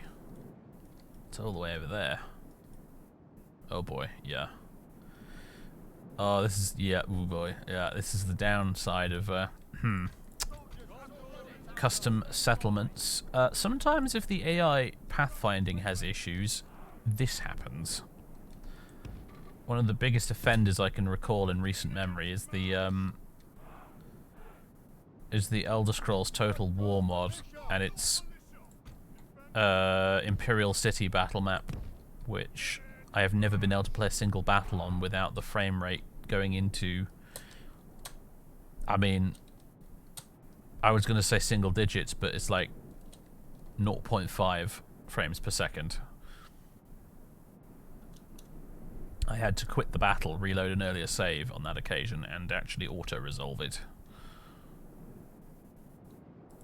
Keep an arrow ready for Gondor. Archer battalion standing by. Units march. Move out.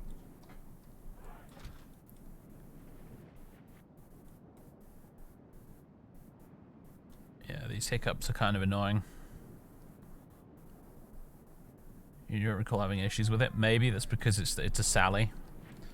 I'm not actually attacking right now. The enemy's sallying forth, and maybe that's why it's having issues.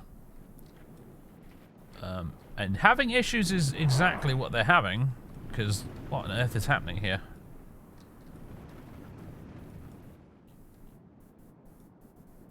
I think the problem might be that there's... I don't know if there's actually a way in... Oh wait, no, there is a gate over here. Okay, they can get to us in theory. And there's another one over here as well.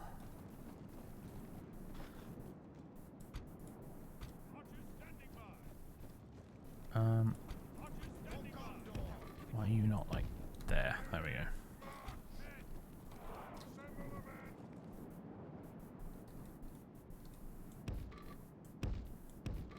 So if you march over here, and I'm gonna just whack time compression on and see what happens. We might be able to actually funnel the orcs out of one of these gates, in which case that'd be good for us, I think.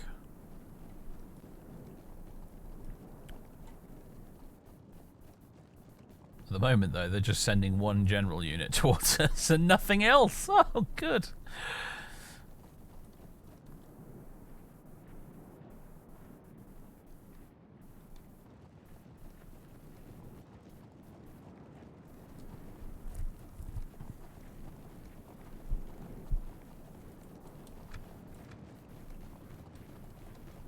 Hello there.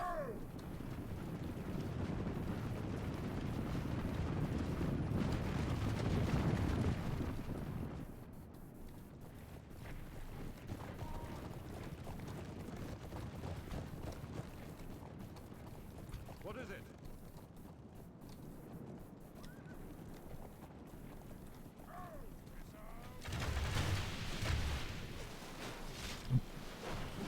Sorry, camera went through the floor there. Immersion ruined, I know.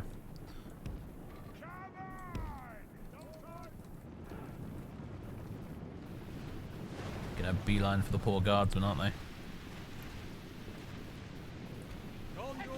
You can form a shield wall, can't you? Don't know if it's gonna do you any good, but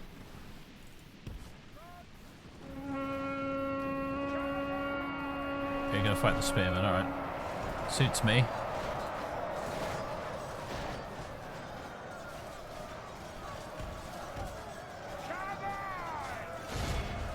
Now please charge properly. Yeah, there you go. That's a charge. If we continue like this, we will smash the enemy.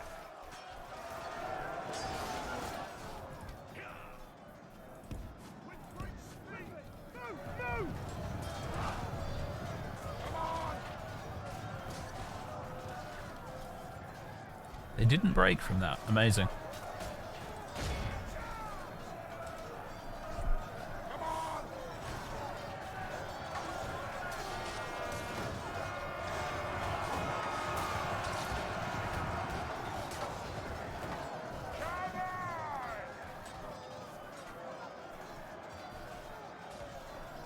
Five of them left. What is it?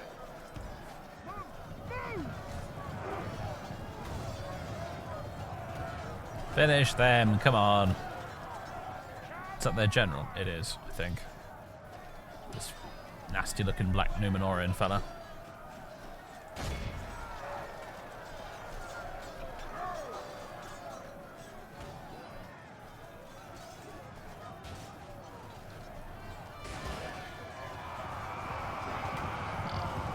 There he goes.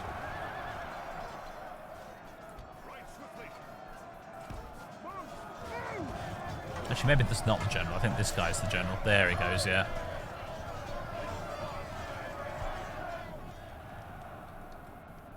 Soldiers at the ready. God, go, Well, militia. fine work there, fellas. Soldier battalion at the ready. Just decided they'd got sick of living, those Uruks, apparently. Just like, you know what, actually, don't really want to be alive anymore. Except the rest of them are on their way.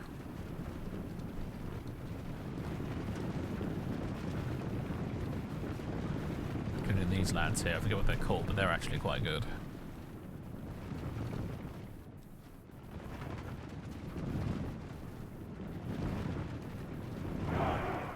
Well, here I was worried about this being a tough battle, and I don't want to count my chickens before they've hatched. Wait, that's eggs, but never mind.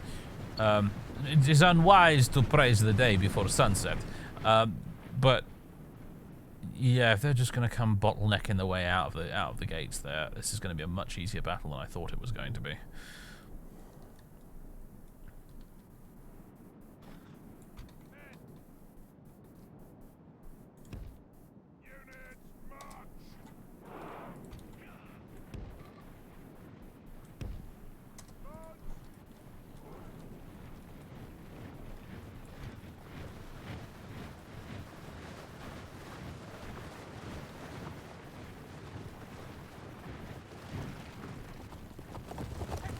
These guys have been pretty good so far, though.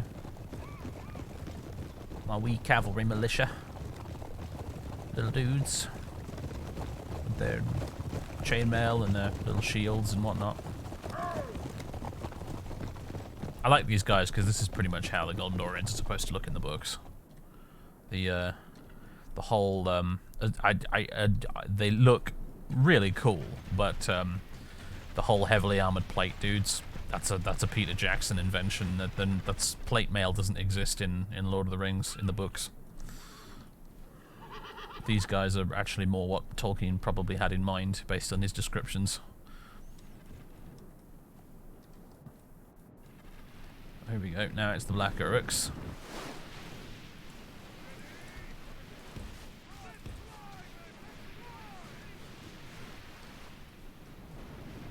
Mowing a lot of them down with just the archers, which is nice. I'm a little worried about friendly fire here, but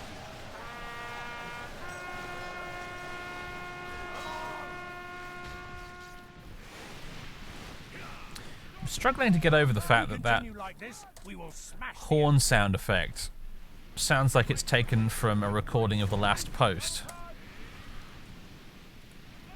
Dur, dur. Dur, dur, dur, dur, dur, dur, dur, dur. Etc.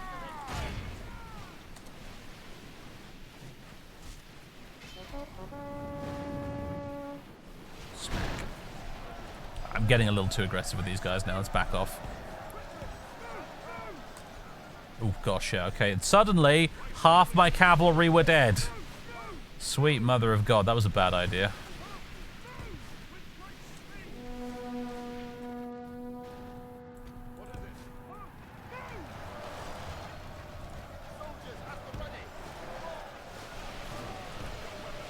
Yo, Fountain Guard. I need you up here taking part. Victory will be ours.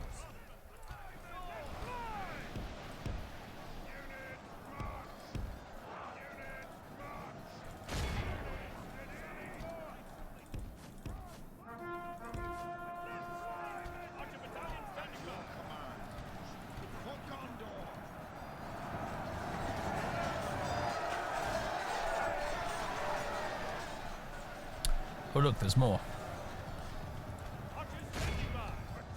Right swiftly. With great speed.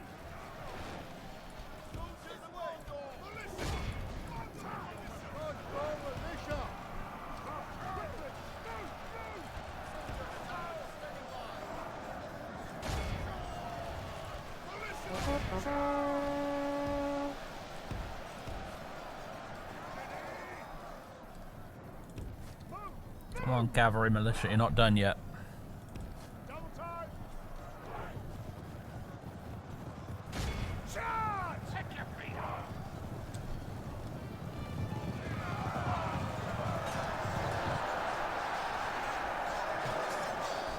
What is it? And skedaddle.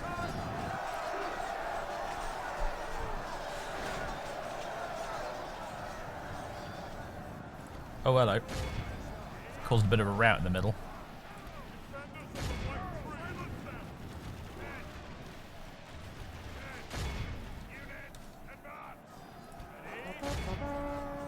What is this, an orc host?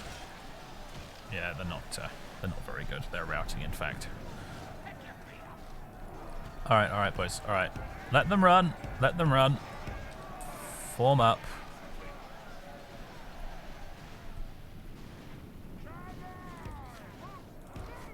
They've got more on the way.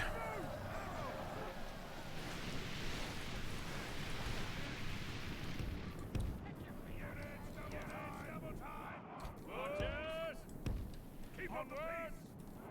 Keep a lookout.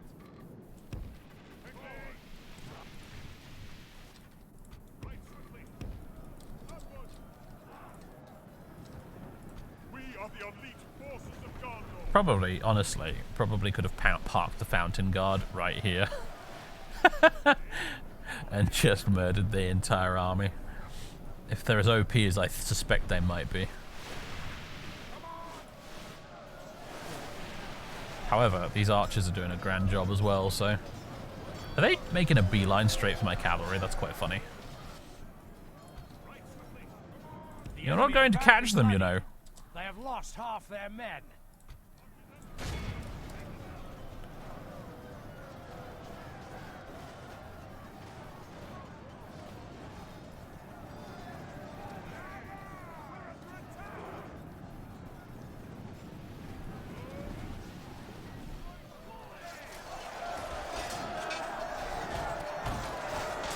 It does all look very impressive up close, doesn't it? These 3D models and whatnot are they're just beautiful. It's easy to forgive all the jank when you got all this going on.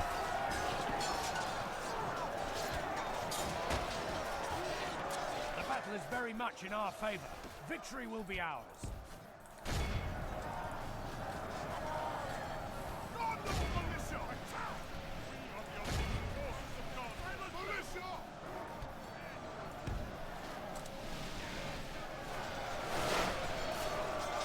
These Black Uruk halberds. Meet Fountain Guard halberds.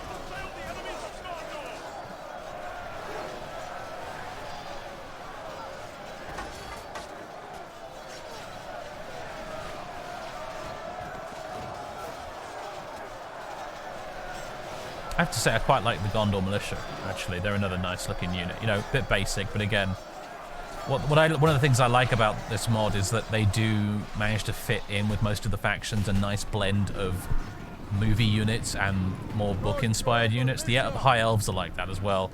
They have the sort of gold, brassy-coloured armoured High Elves from the Peter Jackson films, but they... Oh, dear. I wasn't paying attention. I was looking at the eye candy, and now all the cavalry are dead. But they also have a lot of High Elf units that are clearly far more inspired by the books. And I like that they've got a bit of both in there. It's nice. Keeps everybody happy.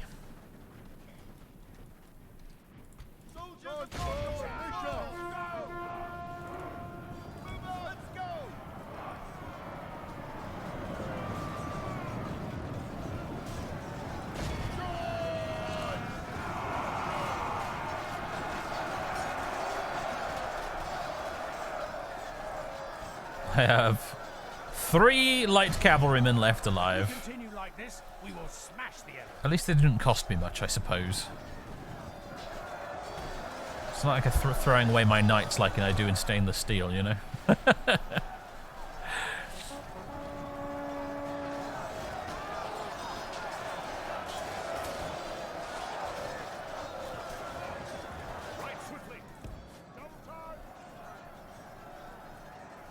You know what, you guys can go back here. You are heroes of Gondor. I'm going to see if I can preserve the last 2 of you.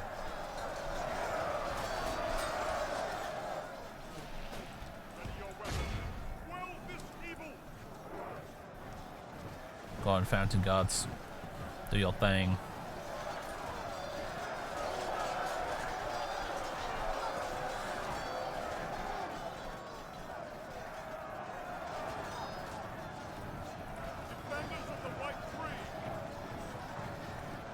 They got much left.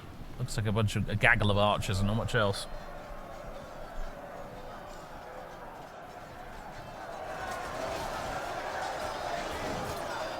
I have to say, these Black Uruks, they look really good, don't they?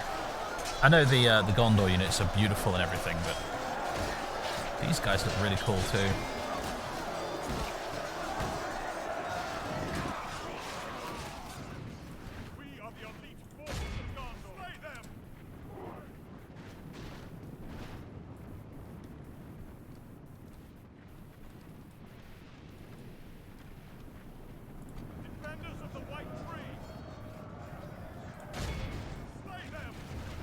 Forget your spear wall formation, just run at them.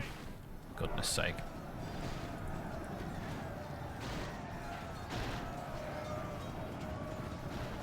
Chase them down.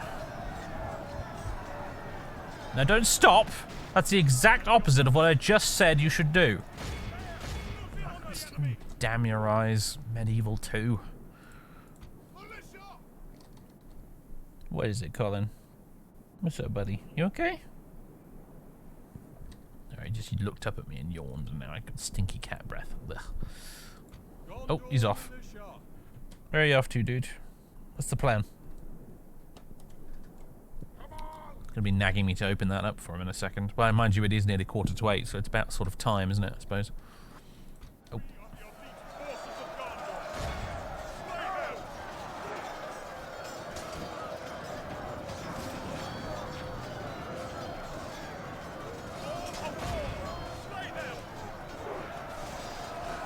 Just watch the Fountain Guard murder some orcs now.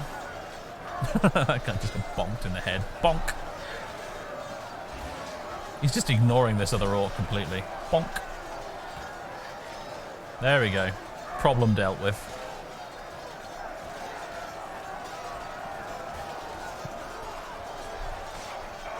Stabbity stab. There's another one. He's gonna get kill number 3. He is! I have way too much fun doing this in Total War games. This is why my battles often end up going quite poorly, is because I'm too busy being distracted by shit like this. That's kill number 5. We are the elite forces of Gondor. Silence them! Guardsmen, attack!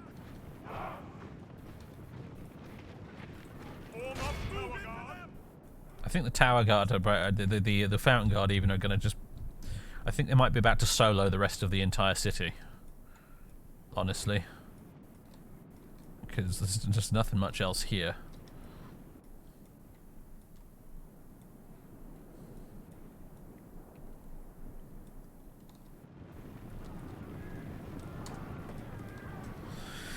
Sometimes you lament the fact that you go super hard on micromanagement because you miss out on the cool action shots. Well, this is one of the reasons why I really dislike the more recent Total War trend of games with incredibly fast battles. It's why I don't like the battles in Total War Warhammer very much, because they're way too fast. Thing is, Total War Warhammer has some amazing, just absolutely beautiful units.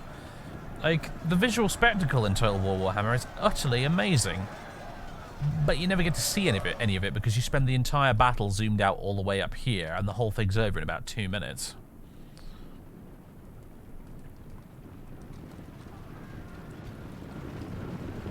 Luckily there are mods that can fix that, but yeah.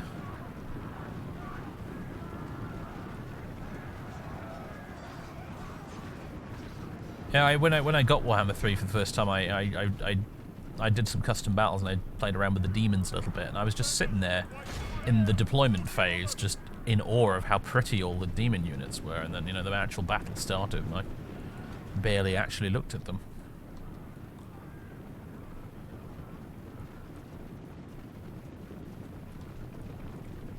Yeah, there are mods, no name dev. Yeah. There's one that I use called Logic Hammer, I think it's called, which it makes the battles longer, and it massively debuffs ranged units as well, because ranged units are a little bit crazy OP in Warhammer as well. And it definitely improves the battle experience.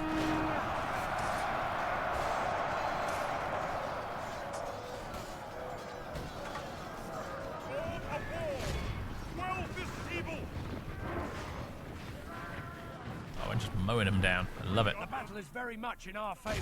Victory will be ours. Oh, Colin's having an absolute tantrum over my shoulder at the moment. He really wants to go out. We'll speed this up, Colin. It's alright, buddy. Silence them! How are you guys? You're still just warmed up. My God.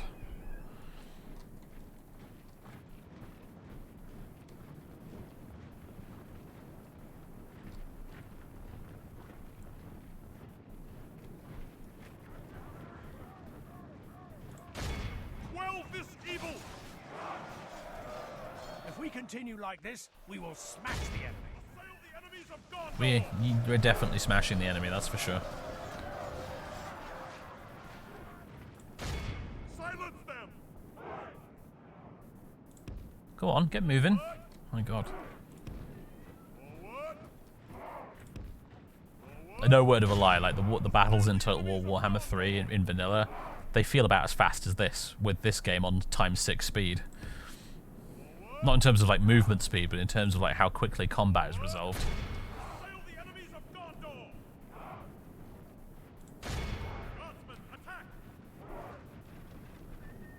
Stabbity stab.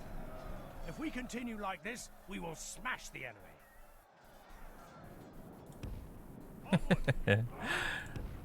They have a little fight and then they run away. Then a little fight and then they run away again. Nowhere to run now, we're in the town square, bitches.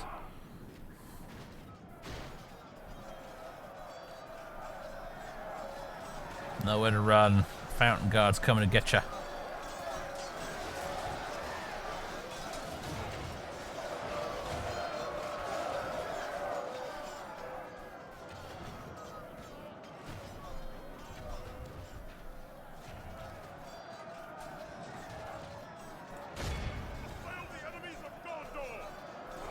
Kill them all.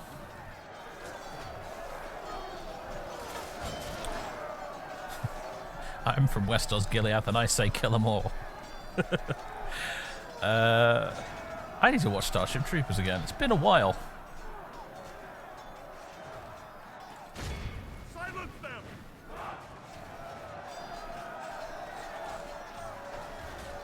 The battle is very much in our favor. Victory will be ours. Slay them!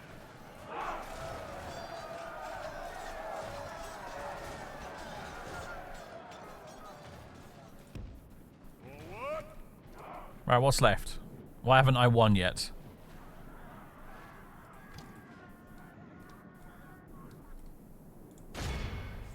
Oh, there's these guys. Who else?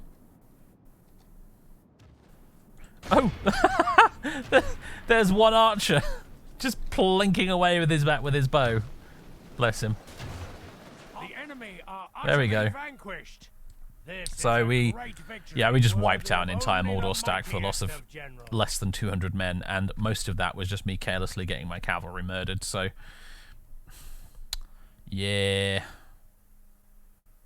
24 of them were healed, though, mind you, so that's not too bad. Could have been a lot worse.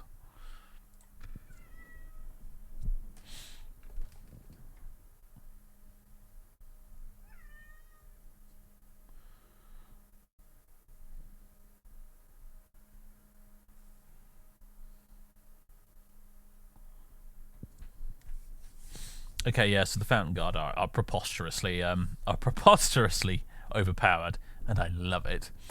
All we need to do now is find a choke point narrow enough that we can funnel the entirety of Sauron's armies just through one location which is covered by Fountain Guard. It's like Spartans in Rome Total War in vanilla. They're hilarious. Alright, we get nothing from either of these because it's a ruin, obviously, so 3 population to be massacred if we exterminate populace. What was that? 2 chickens and a limp dog. Alright.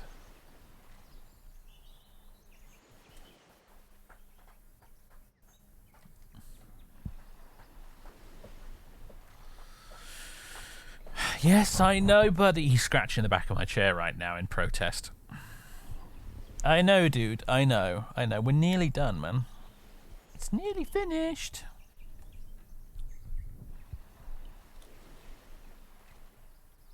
Cretan archers. Oh, God, yeah, they were pretty busted, yeah.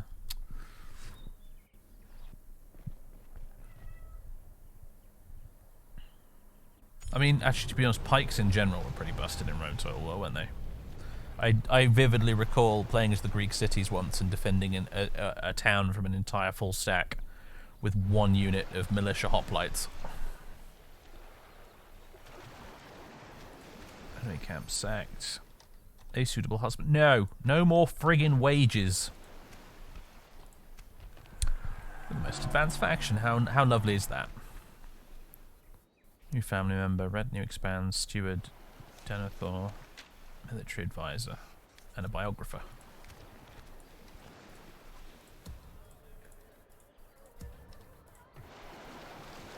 We might have to include 4th Age Total War in this series, even if nobody remasters it. For Rome Remastered, I might have to get good old-fashioned original Rome Total War installed and show you guys 4th Age Total War because it's just so good. Even if it crashes like 6 times during the stream, I'll show it to you anyway. Because I have to admit, there's a part of me. I love this mod. Don't get me wrong, this mod is fantastic. But every time I play as someone like Gondor in this mod, it reminds me of playing 4th Age, and it makes me want to play 4th Age. Because 4th Age basically has 2 sort of Gondor-esque factions, a good faction and an evil faction.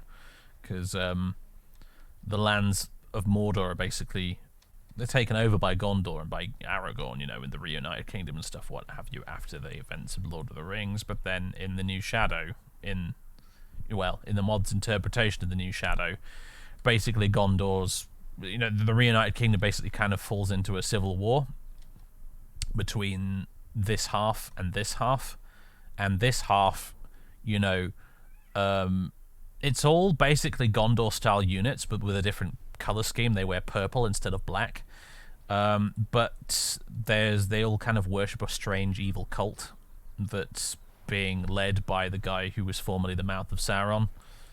So you basically have good Gondor and evil Gondor as 2 of the playable factions in the mod. And I actually did a campaign once as Evil Gondor, and I had an absolute blast with it. It was so much fun. But it's all very, you know, it is the whole point of it is that evil isn't a unified force anymore after the events of the Lord of the Rings. So in Fourth Age, the there isn't a clear line between good and evil factions. For example, I was playing as, I forget what their actual name is, but let's call them Evil Gondor. I was playing as Evil Gondor, and I was at war with, good guy Gondor, but I was also at war with Harad in the south at the same time. There was kind of a three-way war happening. It's jolly good fun. We're going to have to do that mod, because it is just so good. And yeah, any enterprising modders out there, if you feel like porting it over to the remaster, I'd be forever in your debt. Anyway, ladies and gentlemen, I'm going to drop a save here in case I decide to come back to this, which sometimes I do. But hope you've enjoyed our little sojourn as Gondor. We've retaken Eastern Osgiliath for how long, I don't know. But we've given Mordor a bit of a bloody nose so far, actually. That's not too bad. I mean, there's one stack up there to deal with. There's this little guy here. It wouldn't take that much for us to push straight onto Minas Morgul, would it? Relatively quickly. It's probably what you're supposed to do as Gondor early on, admittedly. But anyway, that'll be for another time if we come back to it. Wasn't the mouth of Sauron decapitated? Only in the film. And actually, well, only in the extended cut of the film. And I vividly recall that being something that book purists were extremely annoyed about. Because it was a bit of an out-of-character thing for Aragorn to actually do. In the book, his fate is uncertain. If I recall, I don't think he's actually killed on screen, so to speak. So yeah. Anyway, even if not, how did he outlive Aragorn? Well, he's a Black Númenórean, isn't he? He can live for a very long time. I mean, Númenóreans live for a long time anyway, but he's a Black Númenórean with all sorts of nasty, evil magics going on. So.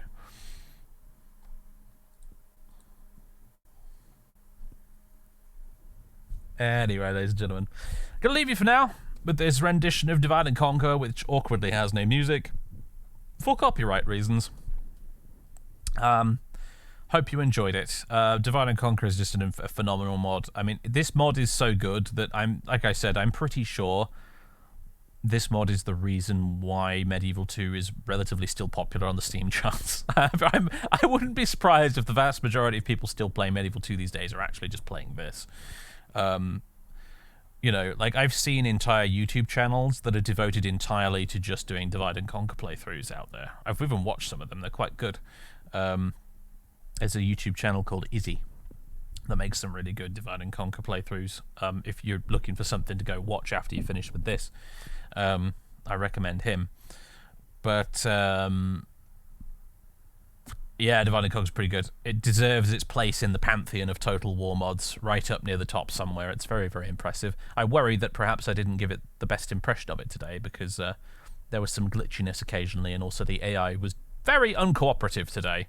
The Mordor AI insisted on being exceptionally stupid today. If you're curious, I did do a short stream series as the Dwarves of Khazad-dûm. That's also on my YouTube channel. You can go watch the VODs for that if you like. That was exceptionally good fun, though. That was really, really, really fun. So you can go check that out if you like. Yeah. I'm probably going to play a bit more of this in my own time, actually. I'm getting the Divide and Conquer itch again a little bit, although maybe after I finish playing with Sardoms, because Sardoms is just... Man, that mod is good. It's absolutely dominating my free time at the moment. Anyway, folks... Oh, the other thing worth mentioning is there is the AGO mod. I forget what it stands for. I think it might be something in Gameplay Overhaul. It's like a sub mod. Divide and Conquer is a sub mod for Third Age Total War. AGO is like a sub mod for Divide and Conquer, which I think a lot of people swear by these days. So that might be worth checking out as well if you want. In fact, I think I'm going to check it out potentially, because I like the sound of some of the features it has. It has some cool things it does with the One Ring, if you can get your hands on it, for example, and the Palantirs as well. There's some fun scripted effects with those you can take advantage of, and I think apparently the battle AI is a bit better in AGO as well, so that might be worth looking at. Anyway, ladies and gentlemen, folks, boys and girls, that's it for me for this evening. I'll be back tomorrow with something, Don't know what. Might be another Total War mod. Might be something else entirely. We're in a bit of a weird limbo state at the moment. It might be some Baldur's Gate, actually, because we need to get to the end of Baldur's Gate 1, and we're relatively close to it as well. So we might be loading up some Baldur's Gate with Dudley this week. In fact, we probably will this week at some point. Don't know if it'll be tomorrow, though. I'll be streaming tomorrow evening, same time, and on Friday, and then on Sunday. So the schedule's in the widget below the stream if you want to check it. But yeah, it's 5 p.m. Wednesday, Thursday, Friday, Sunday at the moment is the schedule. So yeah, we returned to some Baldur's Gate. We finished Morrowind last weekend. So Morrowind on Sundays is finito for the moment. I still haven't entirely decided what we're going to replace it with on Sundays yet. Still taking suggestions on that. Although my immediate thing at the moment I'm thinking of doing this Sunday at least is maybe playing a bit of Stalker Anomaly, because it's Halloween and I'm supposed to play spooky games, and Stalker Anomaly is pretty fucking spooky, so it's the closest you'll get to be playing a horror game is Stalker. So you know, it's a spooky game with monsters and jump scares, but at least I get to shoot them with an assault rifle, so I feel better about it. Yeah, that might be what we're doing on Sunday, unless I can think of something better. Anyway, ladies and gents, thanks so much for tuning in. I'm going to stop rambling now, and I'm going to send you on to someone else. As soon as I remember what the hotkey is to get you back to the starting soon screen. I really need to make an ending soon screen, don't I? It's a bit silly going back to this at the end of the stream, but never mind. Who can we raid this evening? The answer is I don't know. There doesn't seem to be anybody on my list. It's not always accurate, but I don't see anybody, so I guess no raid. So I'll just say bye. Toodle pip, everyone. See you tomorrow.